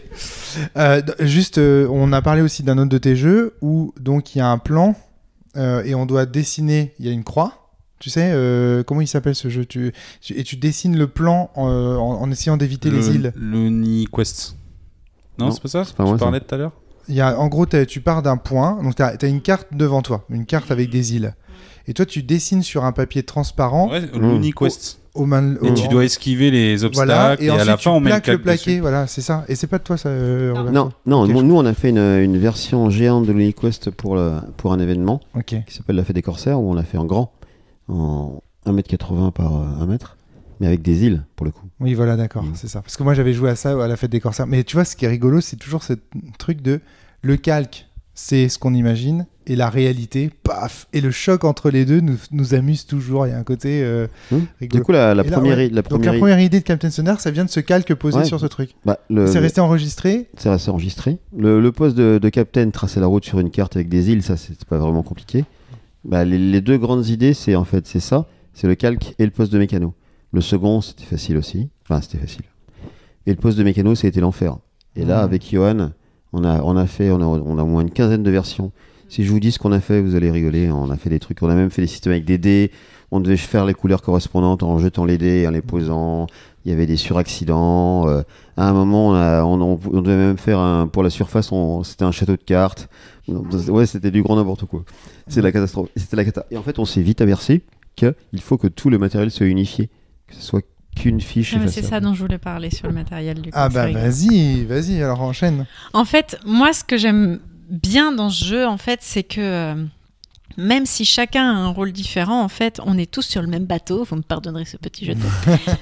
Et du coup, justement, le matériel, déjà, il paraît simple. Je dis bien il paraît. C'est-à-dire fiche plastifiée, feutre, un papier calque. Tu te dis, ça va pas casser 3 pattes à un canard. Mais au final, en effet, tout le monde a finalement une fiche avec son crayon. Donc, en plus, on peut se passer les trucs. Et moi, je trouve que du coup, on a tous le même matériel. Donc, ça renforce l'esprit d'équipe, en fait. Puisqu'on se retrouve tous face à notre fiche, avec notre crayon, on se regarde. Il y a celui qui a le calque en plus. Mais du coup, il y a un côté... moi, j'adore en plus les papiers, les crayons et ce genre de trucs. Donc moi, au moment où on me passe ça et où je vais pas avoir à jeter de dés, etc., je me dis, c'est cool, ça va être un jeu un peu différent. Et j'ai beaucoup d'affection pour tous les jeux où il y a un feutre et un truc à effacer, en fait. Parce que je trouve qu'il y a un jeu... C'est un côté extrêmement enfantin dans cette façon de faire, en fait. T'es en train d'écrire des trucs, t'effaces. Je veux dire, quel gosse s'est pas amusé à tracer des trucs avec son crayon à papier et à l'effacer après. Et je trouve qu'on retrouve un peu cette mécanique-là, en fait, sur ce type de matériel. Et donc, du coup, à la fois, on fait équipe et à la fois, il y a un côté où il y a un peu d'euphorie au moment où on te donne le matériel, en fait. Je sais pas si tu vois ce que je veux dire. Ouais, d'ailleurs, j'ai vu quand tu faisais ton tracé en tant que capitaine, j'avais l'impression que tu faisais un Pictionary, tu faisais un dessin, une figure. Non, c'est une blague, c'est pas vrai. Je rigole, mais j'ai essayé, mais j'ai pas réussi. Parce que le mécano, il a dit que je devais aller à gauche. D'ailleurs, il y a eu une très mauvaise communication sur cette partie. J'ai honte. On a explosé en plein vol, mais vraiment, c'est auto-torpillé. Ils ont même pas eu besoin de nous attaquer. Je veux dire, non, mais l'auto-torpillage, c'est pas de toi. C'est de Christelle. Oui, l'auto-torpillage, c'est toi. Non, mais avant ça, on avait fait une partie où j'ai fait exploser la salle des machines parce que j'avais juste pas compris que si tout le carré était coché... oui, si le capitaine ne t'écoute pas, moi j'ai vu, en tant que mécano, tout a explosé. Parce que le capitaine t'écoute pas et donc t'as plein d'avaries. Alors, Florence, pour la défense de mon capitaine à ce moment-là, c'est pas qu'elle n'écoutait pas, c'est que je ne savais pas que quand tout était coché, je dis vas-y, continue. Et Roberto est passé derrière, le tracé là... toute droite dehors, c'est pas possible. Alors, sauf une fois, les deux équipes ont explosé. Vous savez pourquoi ? Quand tu lances une torpille sur une case et que tu es sur la même case et que tu t'es pas aperçu, les deux équipes sont explosées. Oui, parce que tu peux... Ça peut arriver. Alors non, puis même les torpilles font des dégâts autour d'elles. Oui. Voilà, c'est ça qu'il faut dire. Et des fois, tu es à une case, tu dis, on va les avoir et tout. Oui, mais toi aussi. Ça doit quand même être rare le double KO, je pense. Ça doit être quand même... on a failli le faire ce soir. C'était pas loin, Christelle. C'est nous que t'as eu, mais en fait, si t'avais déplacé un tout petit peu plus loin, on pouvait nous avoir tous les deux. Et c'est marrant parce que tous les gens, ils ont des stratégies différentes. Moi, ce que j'adore, c'est poser des mines au début pour, dans les détroits, dans les espaces où je sens que l'ennemi va passer, et attendre patiemment qu'ils passent et les déclencher. Et même des fois faire surface pour les attirer. Et du coup, ça, c'est un petit truc que j'aime bien faire. C'est là qu'on voit qu'il joue depuis longtemps. Oui, il y a une stratégie qu'on n'a pas dit, c'est de pas jouer en fait. Ouais. Ça aussi, c'est vrai qu'on l'a pas abordé. En fait, tu sais ce qu'on dit C'est-à-dire d'arrêter de donner des caps. Ouais. Ouais, tu bouges le Et de voir à quel point ils sont paumés ou pas. Mais ça, tu le fais quand tes jauges sont pleines. En fait, tout ce qu'on dit quand on fait ça, pour rigoler, on dit qu'on se pose sur le fond. Voilà, c'est ça. Ouais, c'est ça, ouais. Ok. Il y a plein de stratégies qui émergent. C'est pour ça que je te disais, je te demandais mais de la c'est pas dit créativité. dans la règle, tu vois, ce type de truc. C'est exactement ce que je disais tout à l'heure. Voilà. Ouais, c'est des c'est choses ça. qui naissent au fil de l'expérience de jeu, quoi. Ça, c'est génial quand même, je trouve, Flavie. C'est rigolo parce que en jeu de rôle, en fait, moi je trouve que les jeux, en fait, ils sont bien faits quand il y a une partie des règles qui est décrite, mais qu'en fait, il y a des systèmes de jeu qui émergent sur les règles, et c'est ce qu'on appelle le vide fertile. Et c'est une petite définition beaucoup trop rapide, mais bon, bref. C'est pas grave, vas-y, Ouais. continue. Et en fait, je trouve que sur ce jeu, c'est ce qui se passe en fait. Il y a des règles, mais au final, il y a tout un système de règles en sous-marin qui va apparaître, et il y a presque un contrat social de la team qui va se rajouter dessus en fait. Oui, c'est-à-dire qu'on va établir en fait le mode de fonctionnement, le modus vivendi de l'équipe et dire voilà, par exemple, je sais plus, à un moment donné, au début, c'était ce qui était compliqué, c'était de dire dites OK. Je me souviens, je vois Florence encore qui dit mais dites OK, sinon le capitaine il sait pas, etc. Ça, c'est un premier élément, un modus vivendi, etc. Je suis d'accord. Non, ce que tu veux dire, c'est qu'il y a de l'émergence. Oui. Pas forcément du vide fertile, Ouais, il y a oui, juste des choses qui émergent, des règles émergentes en fait, des règles tacites. Et ce qui est rigolo, c'est que chaque équipe va avoir et adopter ses propres Et je pense règles. qu'à terme, si l'équipe elle C'est continue, en fait, tu finis par avoir un système zéro de jeu Oui, qui, je pense, ouais. qui permet en fait d'aller plus vite en fait sur certaines choses. Ouais, tout à fait. Et dans le l'équipe, jeu. en fait, il arrive un moment, je pense, où on arrive presque en harmonie des ombres, c'est-à-dire où l'équipe n'a même plus besoin presque de communiquer par les gestes, c'est ce que tu décrivais un petit peu Antoine, hein, un terme quand il y a juste quelques gestes et tout ça. Elle et a ça, plus ça besoin doit de être parler, tellement ce beau. que tu On voulais peut pas jouer contre les télépathes, hein, je suis désolé. C'est pas Ouais, possible. c'est Non, trop mais bien, non, mais t'es pas obligé de dire OK, tu vois, tu fais juste. C'est tellement beau. Un Non, mais petit geste du pouce, ça doit être beau. Tu vois, je veux dire, l'autre jour, on regardait un cuisinier japonais en train de faire la cuisine avec Flavie. Il y a une précision du geste, un truc comme ça. Tout le monde apprécie le beau geste en sport. Je suis sûr qu'un jeu de société comme ça, il peut créer l'émergence de beaux gestes. T'imagines une team japonaise qui joue à ça? Moi, j'aimerais bien voir une team japonaise jouer à ça. Quand tu vois la précision du geste et tout, l'amour qu'ils ont dans l'effectuation des actions, j'aimerais bien voir ça, tu vois. Vraiment, je pense que ça peut être spectaculaire. L'histoire de dire OK, que ça soit validé, c'est pour le capitaine, mais c'est surtout pour le détecteur en face aussi. Oui, tout à fait, on a eu de ces problèmes. Hein. Parce que si il dit sud, nord, et que le matelot, le mécanicien n'a pas coché, en face, il trace la route ou pas? Tu vois, si c'est pas validé sur tout le bateau, toute la team, le détecteur il dit c'est validé ou c'est pas validé. Et c'est pour ça que tu vois, si c'était encadré. C'est pour ça que voilà, faut que ça soit clean. Exactement. Des deux côtés. Et tu vois, par exemple, dans Magic, donc moi je pense à ça parce que c'est des éditeurs qui organisent en fait des tournois hautement compétitifs où vraiment il y a parfois même du cash à gagner, donc c'est vraiment très sérieux. Là, du coup, les règles sont très bien codées entre les joueurs. Il y a vraiment un dialogue, on doit se passer la parole, c'est très codifié. Et s'il y avait des tournois type Jeux Olympiques de Captain Sonar, ces trucs il y aurait des trucs qui seraient obligatoires de ce point de vue-là. Moi, j'ai pas joué. Moi, j'étais en bout de table. Christelle aussi, on était en bout de table. D'abord, ça fait spectacle. Moi, j'adore. Et, voilà. Et on faisait arbitre. Et vous faisiez arbitre, effectivement. Tu vois, on vous aidait parce que vous connaissiez pas tout. Et parfois, tu me disais, quand j'ai joué mécanicien, je galérais. Tu me disais, dis donc, Rome, t'as oublié de cocher. Enfin, c'était vraiment bien. Ou alors conseiller. Fais pas ça, sinon tu vas te bloquer pendant une bonne partie de la partie. Tout à fait. Le capitaine, il va t'en vouloir. Tu peux plus utiliser les drones, tu peux plus utiliser les armes pendant un certain bout de temps jusqu'à ce qu'il fasse surface. Ouais. Donc, c'est une supervision comme ça, arbitrale et conseillère. En fait, il y a des tournois qui ont déjà été organisés principalement par les Américains lors de conventions comme en Floride ou même sur un bateau de croisière, et où ils font que du jeu sur un paquebot. Et du coup, il y a des arbitres.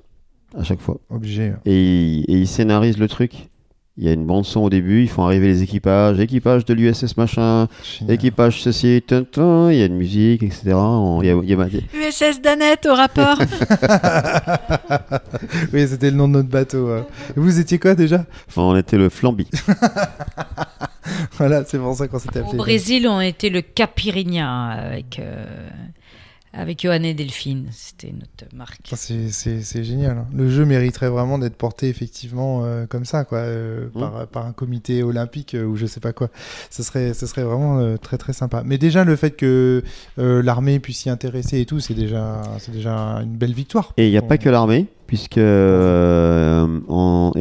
reçu une thèse par mail, une thèse sur le déchocage.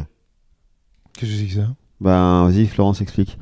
Le déchocage, c'est quand tu as un arrêt cardiaque, il y a un médecin, il peut y avoir plusieurs médecins, mais tu as un médecin qui est leader et qui va dire aux autres de quoi faire. On est en salle d'opération, il y a un arrêt cardiaque. Non, Ok. aux urgences ou peu importe. Aux urgences, tu as une salle de déchocage, c'est une salle de réanimation plus ou moins. D'accord, ouais. Et il faut un leader. Donc ça peut être le capitaine, tu vois. Et après, les autres doivent suivre les ordres, tu vois. Ouais. Toi, tu fais ci, tu mets la perfusion, tu dois mettre l'adrénaline pour relancer le cœur. Il y en a un qui va amasser, mais il faut un leader. Et c'est comme ici. Et ils sont Le servis, capitaine. ces 4 médecins du CHU à Lyon, ils se sont servis du jeu pour leur thèse. Et c'est juste, voilà. C'est encore du team building.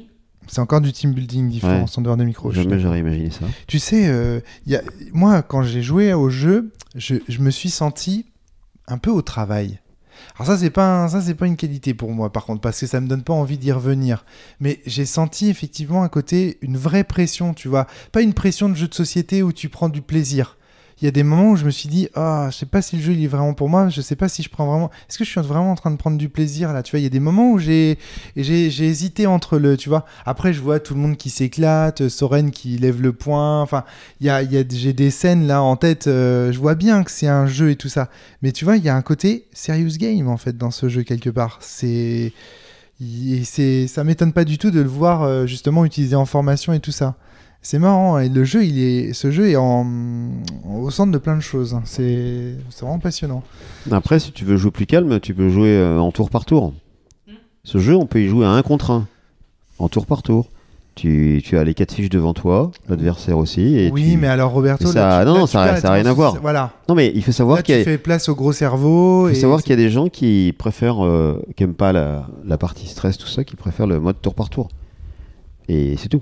Il y a les deux possibilités. Toi, t'es pas du tout d'accord. Non, mais qu'est-ce que tu veux dire? Non, mais moi aussi, bien sûr, évidemment.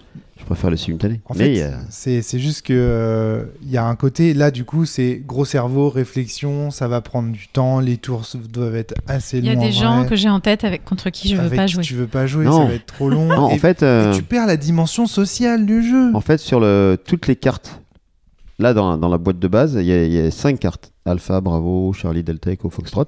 Ils ont chacune une particularité. La carte Alpha, il y a 9 îles. La carte Bravo, il y a moins 10 îles. Après, il y a Charlie, où il y a des mines qui ont été posées par une ancienne puissance que n'importe qui peut faire péter. Donc, tu peux les rajouter à celles que tu... Donc là, et du coup, il y a des réactions en chaîne. Mais une fois qu'elles sont pétées, par exemple... Parce qu'il y a des réactions en chaîne sur les mines aussi. C'est vrai qu'on n'a pas dit. Mais... Et il y a la banquise. Et la dernière, je crois qu'il y a encore moins d'îles. Il doit y avoir que 3 ou 4 îles. Donc alors pourquoi est-ce que c'est plus dur s'il n'y a pas trop d'îles? Parce que le tracé fait... Encore une fois, c'est grâce au tracé des îles et au fait qu'on fasse le tour des îles que le navigateur peut repérer le lieu où se trouve tout ça. Ton tracé, il correspond à beaucoup plus d'endroits. Moins il y a d'îles. Et le bord de la carte est très important aussi. Ouais. Et donc, au dos de toutes ces cartes, il y a une carte qui n'a que 4 secteurs au lieu de 9. Elle est plus petite parce que quand on joue au tour par tour, comme c'est plus long, la carte est plus petite. Okay. Pour que ce soit à peu près la même durée. Ah, tu l'as réduite et pour limiter justement le temps de jeu. Parce que tu avais observé des temps de jeu faramineux, j'imagine. C'est ça. Il y a écrit 45 minutes sur la boîte. C'est 45 minutes, c'est pour la première partie. Comment tu veux. Il y a des parties qui sont terminées en 10 minutes. C'est impossible. On est d'accord que c'est chiant ce minutage sur les boîtes. Ouais, et puis en fait, je pense que moins il y a d'îles, plus la partie est longue aussi. Donc ça dépend aussi, les cartes en fait. Ouais. Donc c'est intéressant. Est-ce que vous aviez des choses à ajouter de la campagne? Est-ce que ça apporte qu'est-ce que ça apporte en plus peut-être, Antoine? Pourquoi est-ce que t'es fan? Bon, écoute, toi t'as dépensé une fortune dans ce jeu. Non. Qu'est-ce qui t'a Dans fait les jeux de société, oui, Qu'est-ce mais dans qui le t'a jeu, non. fait Il est pas cher. Les extensions, elles sont pas chères en plus, moins de 15 €. Oh là là, t'as vu peu quand même. Non, mais parce raconte, que c'est un jeu où raconte. tu joues à 8. C'est très rare les jeux où tu joues à 8. D'accord. T'as The Masquerade. Là, de tête, t'as Secret Hitler. Des jeux où tu joues à 8 et vraiment où. Le loup-garou. Oui, le Ouais, mais loup-garou. pas le tiens, loup-garou, voilà. Parce que pour moi, le loup-garou, quand t'es mort au premier tour, on s'amuse plus, quoi. C'est des jeux qui n'excluent pas les gens au fur et à mesure. Et je trouve que voilà, Captain Sonar, c'est un, comme on dit dans le milieu, c'est un banger. C'est un Quand banger. on est à 8. Alors attends, parce que du coup, c'est parce que c'est un jeu à 8 que du coup t'as acheté toutes les extensions. Non, c'est qu'il y a quelque chose qui Il te y a plaît. l'expérience de jeu. Quand on est à 8, bah, on sort ça forcément parce que l'expérience elle est incroyable. Alors pourquoi? Parce que c'est en temps réel, parce qu'on s'y croit. Tout ce qu'on vient de dire dans les micros depuis je sais pas combien de On temps. s'y là, croit, maintenant. ouais, d'accord. ok. Et tu mets les musiques. Non, on n'a pas mis les musiques ce soir. Moi, j'avais il met proposé des de mettre musiques, un sonar au début. Hein. Et De lui, mettre t'as une mis Mise petite- la lumière, tu mets des. Et l'uniforme. Mais oui, après on va pas encore plus loin. Tu mets du maquillage militaire. On y va quoi. Let's go. En tout cas, bah merci Roberto d'avoir partagé. Est-ce que Ouais. tu avais des choses à ajouter, des choses dont tu voulais parler sur Captain Sonar qu'on n'aurait pas abordé? On a fait le tour. Qu'on a fait le tour. Il y a une suite. Il y a une- Il est prêt. Une suite peut-être. En fait, dans sur, un endroit dans le vide. Non, mais il y a plein de choses à faire. On a tenté des choses. C'est le seul truc, c'est que l'éditeur il a du mal à suivre ou il a pas envie. Enfin, bon, c'est comme ça. Du coup, il y avait les options barreur, mais ça se fera pas. Et on a fait une version qui s'appelle Sonar Family, qui est sortie il y a quelques années, qui se joue à 2, 3, 4, mais pour le coup que en tour par tour. Et là, c'est une jauge qui est commune à tous les systèmes, donc c'est à toi de répartir l'énergie comme tu veux pour ça ou pour ça. Il n'y a pas plusieurs jauges. Mais il est très intéressant et il est assez tactique. On pourrait jouer avec genre un enfant plus jeune ou. Ouais, bien sûr. c'est Ouais. cool, on pourrait jouer Ouais. avec notre fille en fait. Il est. Ou alors quand t'es 2, 3, Tu peux jouer un contre 4 un. personnes, voilà, ou un contre Du coup, on a. C'est la petite bataille navale. Non, mais d'accord. c'est quand même beaucoup mieux. Merci Florence. Et du coup, on a aussi une version duel qu'on a fait et qui fonctionne très bien, asymétrique, et qu'on aimerait bien qu'elle soit publiée par l'éditeur un jour. D'accord. Et là, on est en train de faire une version avec un thème spatial. Ah oui. Oui, avec j'ai encore le proto à la maison. Tu attends de voir. Battlestar Galactica, moi je suis. Mais c'est pas Captain Sonar, c'est pas Sonar Family, c'est encore un truc un peu différent D'accord, ok. parce que c'est En fait, tu sais pas si tu peux en parler ou pas parce que t'as reçu, t'as envoyé le texto finalement ou pas? non, j'ai pas eu le temps. T'as pas eu le temps. Battlestar Sonar. Bah, attends, t'as déjà tous les On est prêt. les postes dans le Battlestar. Je vois Non, déjà c'est tous les postes, pas disponibles. c'est un jeu asymétrique aussi avec Comment il s'appelle ce jeu où t'as un bateau comme ça où il y a des avaries et il y a une cassette qui tourne derrière et au fur et à mesure on entend Ah, dans avaries. l'espace. Ouais, on avait joué avec Adrien. Ah oui, c'est un Alert. Space Alert. Space Alert. Space Alert, ouais. T'as déjà tenté Space Alert, tu connais un petit peu? Ça, c'est de la programmation, c'est encore différent. un truc de gros cerveau, mais avec un timer. Ok, d'accord. C'est de la pure programmation. Ok. Mais là, c'est différent. Ouais. C'est Alors, vraiment je différent. rajouterais qu'il y a un autre jeu très bien de sous-marin aussi. C'est pas c'est pas de la concurrence ou quoi. De toute façon, je crois que c'est disponible que en Kickstart. Enfin, je sais pas, c'est un truc qui était kickstarté à la base. Je sais pas si c'est sorti dans le commerce. Qui s'appelle U-Boat. C'est un jeu de coopération. Avec une maquette de sous-marin que tu montes. Exactement en 3D. Et surtout, tu as une appli pour avoir le périscope. Et du coup, sur ton téléphone, tu tournes véritablement et tu regardes à l'horizon pour voir les navires. Mais c'est un jeu de coop. On l'avait fait, je pense. C'est pas de la compète. Bah, on a justement que tu parles de périscope. Pour Captain Sonar à sortir et l'extension périscope où tu regardais par-dessus et tricher en regardant les positions Ah ouais adversaires. Oh, trop bien. Mais non, c'est une Pardon, blague. Mais non. j'ai des Comment veux-tu que ce soit vrai? Parce que moi, pendant plusieurs fois, en fait, je me suis dit, pendant qu'on jouait, non, j'ai besoin, il faudrait que j'ai mon miroir, tu sais, que je fasse que je remonte un peu. Ah là là. C'est incroyable. Et moi, de toute façon, les jeux où on a l'autorisation de tricher, je suis hyper fan. Non, moi j'aime pas du tout ça. On avait testé le mytho. Ah, comme ça. bah oui, mais t'avais détesté, mais moi j'ai adoré. Quel enfer, ces jeux qui critiquent les En règles. fait, ce qu'on dit pas, c'est que dans Captain Sonar, on peut tricher. Mais comme dans plein de jeux, si on triche, c'est pas la peine de jouer. C'est ce que disait Julie après quand je suis allé dehors pour prendre l'air. Elle me disait, mais en fait, on peut cocher n'importe quoi. Exactement, on peut ne pas vérifier. Oui, mais est-ce que la victoire est belle? Mais on a remarqué un truc, c'est que s'il y a un équipage qui est vraiment bon, même si t'as omis de cocher quelques trucs de temps en temps, tu seras quand même écrabouillé. Ça change pas grand-chose en fait. Ouais, tu peux tricher si en face il y a du skill. Après, c'est ce que tu disais, Florence, d'où la nécessité, si jamais il devait y avoir des compétitions, d'avoir vraiment un arbitrage même vidéo pour vérifier les choses. Mais bon, mais dans tous les cas, tu vois, dans tous les cas, quand tu vas jouer à un jeu, je veux dire, quand t'es pas en mode tournoi, machin et tout, quel est l'intérêt de tricher? Ce qui est drôle dans les règles à triche, c'est parce que justement, le but, c'est d'aller briser la règle, comme dans Mytho, tu vois. Comme s'il y a un périscope, tu vois. C'est un peu rigolo. C'est pour ça que je me disais, ce serait fun. Mais là, l'intérêt, quand tu sors ton jeu, c'est pas de tricher, c'est de faire la vraie expérience. Sinon, on s'en fout, en vrai. Enfin... Sauf que là, on est à 4 contre 4. Du coup, si moi, je triche pour le bonheur de mes camarades. Tu vois ce que je veux dire? Je triche pas pour moi, pour gagner moi. C'est pour faire plaisir aussi à mon équipe. Et surtout, il faut pas oublier qu'il y a une pression telle que tu peux tricher, ça va durer 2 secondes, ça va pas se voir, tu vois. Ouais. C'est pas un moment où tu te poses et tu dis est-ce que je vais tricher. Mais là, en vrai, ça doit être un peu dur. Enfin, pour le mécanicien, je peux te dire que... C'est poser la question avec Christelle. Je lance une torpille, normalement on doit vous toucher, mais il nous manque une coche. Et on aurait pu dire... Et à un moment, on s'est regardé, pendant 10 secondes. Tu me montrais, mais tu disais pas. Elle voulait pas me dire à haute voix qu'il manquait la coche, et elle me montrait. Et moi j'ai dit bah non, alors du coup non. On aurait très bien dû dire oui, torpille, allez go. On était patients. C'est marrant ça. Ok, oui c'est vrai que c'est... moralité, il faut pas les faire jouer ensemble. Non, au contraire, parce qu'ils ont pas triché au final. Ah bon, ça va alors. J'ai vu un tournoi à Strasbourg où un club de jeu, ils sont à fond sur Captain Sonar aussi. Ils avaient tous des casques pour s'entendre encore plus. Et tous les impacts, il y avait les bruits d'explosion, il y avait à l'écran, il y avait un sous-marin qui se prenait un pet. Et c'était top. Il n'y avait pas les vibrations, mais presque. Tu vois, ce désir d'immersion et de scénarisation et tout ça, il tend à montrer qu'on est à la limite de l'expérience du GN pour moi. Mais moi, je t'en parle, t'en as reparlé tout à l'heure, mais c'est vrai que j'ai passé la dernière saison de la cellule à amener des jeux de société. D'ailleurs, je vais continuer à amener des jeux de société que je trouve dans le commerce et qui, pour moi, prouvent qu'en fait, il y a en ce moment une porosité entre les différents systèmes. Mais moi, j'ai fait des pieds et des mains pour qu'on arrête de faire la distinction entre jeu de société et jeu de rôle. J'ai toujours dit, le jeu de rôle est un jeu de société. Après, il y a toujours eu des gens pour faire la distinction entre jeu de rôle et jeu de plateau.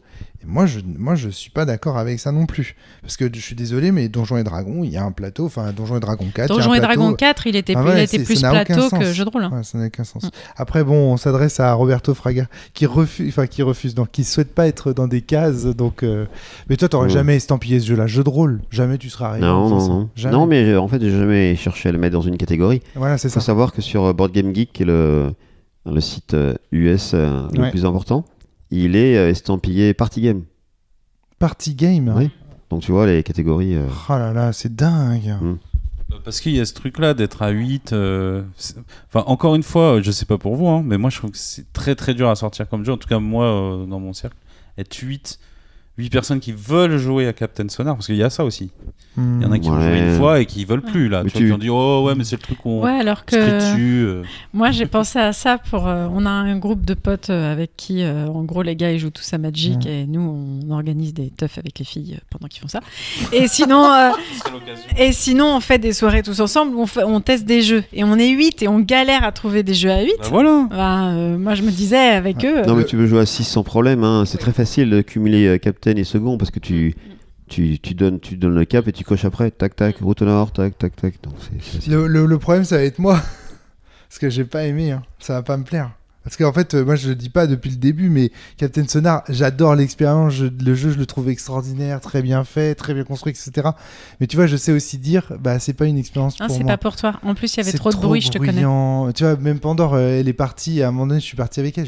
C'est trop, pour moi, c'est des jeux, c'est trop bruyant. Tu vois, il y a, mais le jeu est extraordinaire. Et en plus, je trouve qu'il émule vraiment bien, très bonne convergence et tout ça. Mais j'aimerais y jouer en fait, mais je pense que je vais quand même me refaire des parties et je vais suivre le conseil de Flavie. Cette fois-ci, je serai second. Je ferai le truc de cocher les cases. Et fais comme Soren il a fait dès qu'il avait coché son truc, il regardait bien. J'ai peut-être commencé par commander et c'était peut-être trop pour moi. Fais ce truc-là et parle-en un peu à Soren parce qu'il a. Tu devrais essayer Sonar Family. Pour le coup, il y a. Essayer de progresser. C'est beaucoup plus calme. Ouais. Et je me suis posé une question aussi. Est-ce qu'ils n'ont pas découvert des patterns au niveau des mécanos pour toujours...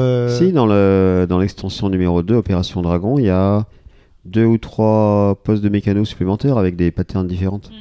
Oui, parce qu'il n'y a pas des patterns connus qui permettent de minimaxer le jeu ou de... Si, mais tu vas devoir expliquer le système des tuyaux et tout ça. Non, je veux pas.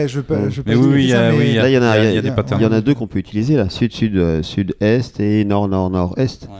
Et l'autre, ouest-ouest-est, pour le coup, ça marche pas trop bien. Ouais, mais par contre, il faut pas qu'il y ait d'îles pour t'interrompre, c'est ça le truc, c'est que les îles, elles cassent aussi les patterns. Ouais, mais les patterns, c'est pas la solution ultime, parce que quand je m'en sers... Eh ben, l'avantage, c'est que tu peux rapidement poser des mines et effacer, etc. L'inconvénient, c'est que ça se repère facilement. Et donc, plus on sait, plus on connaît, plus il y a une méta des patterns. À part si tu choisis un autre mécano au début de la partie. Ok. Putain, ça a l'air d'être un jeu de fou. Il y a beaucoup de rejouabilité, en fait. C'est ça qui est génial. Non, mais c'est ça qui est ouf. Ouais. Et surtout, il y a beaucoup de marge de progression. Ouais. Et par contre, c'est ça qui est dingue, c'est que c'est vraiment le joueur qui progresse. C'est ça que je trouve fascinant. C'est là que c'est comparable au sport. Dans le sport, c'est pas les règles qui progressent, c'est pas que tu comprends mieux les règles. C'est qu'en fait, en tant que joueur, tu t'améliores en fait. Et ça, c'est ça qui me fait me dire que ça pourrait être une discipline olympique pour filer cette comparaison. Merci beaucoup Roberto pour ce jeu. Merci d'être venu à la cellule. Merci beaucoup Roberto, merci beaucoup Florence. Merci à vous deux d'être venus à la cellule. Merci d'avoir joué. Et on avait un beau spectacle encore ce soir. Et ça, c'est vrai que c'est spectaculaire aussi. Ce qui me fait encore plaider pour une discipline olympique, parce qu'il faut que ce soit agréable aussi à voir les sports, parce qu'il y a des sponsors après. Il faut de la pub, faut caler, tu vois, faut qu'on ait tous nos t-shirts. Tu vois loin. Bah oui. Ah bah oui, mais Roberto, je vois très loin pour toi. Je vois très loin. En tant que marin, tu dois voir loin toi aussi, en théorie. Allez, gros bisous, merci à vous deux, merci à Flavie, merci à Antoine, merci à tous les participants et participantes de Captain Sonar. À très bientôt tout le monde. Portez-vous bien et on se souhaite une bonne saison de cellule. Bon début de cellule. Allez, à très bientôt tout le monde.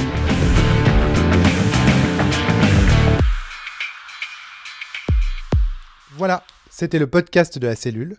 S'il vous a plu, n'hésitez pas à le partager sur les réseaux sociaux, à vous abonner. À très bientôt.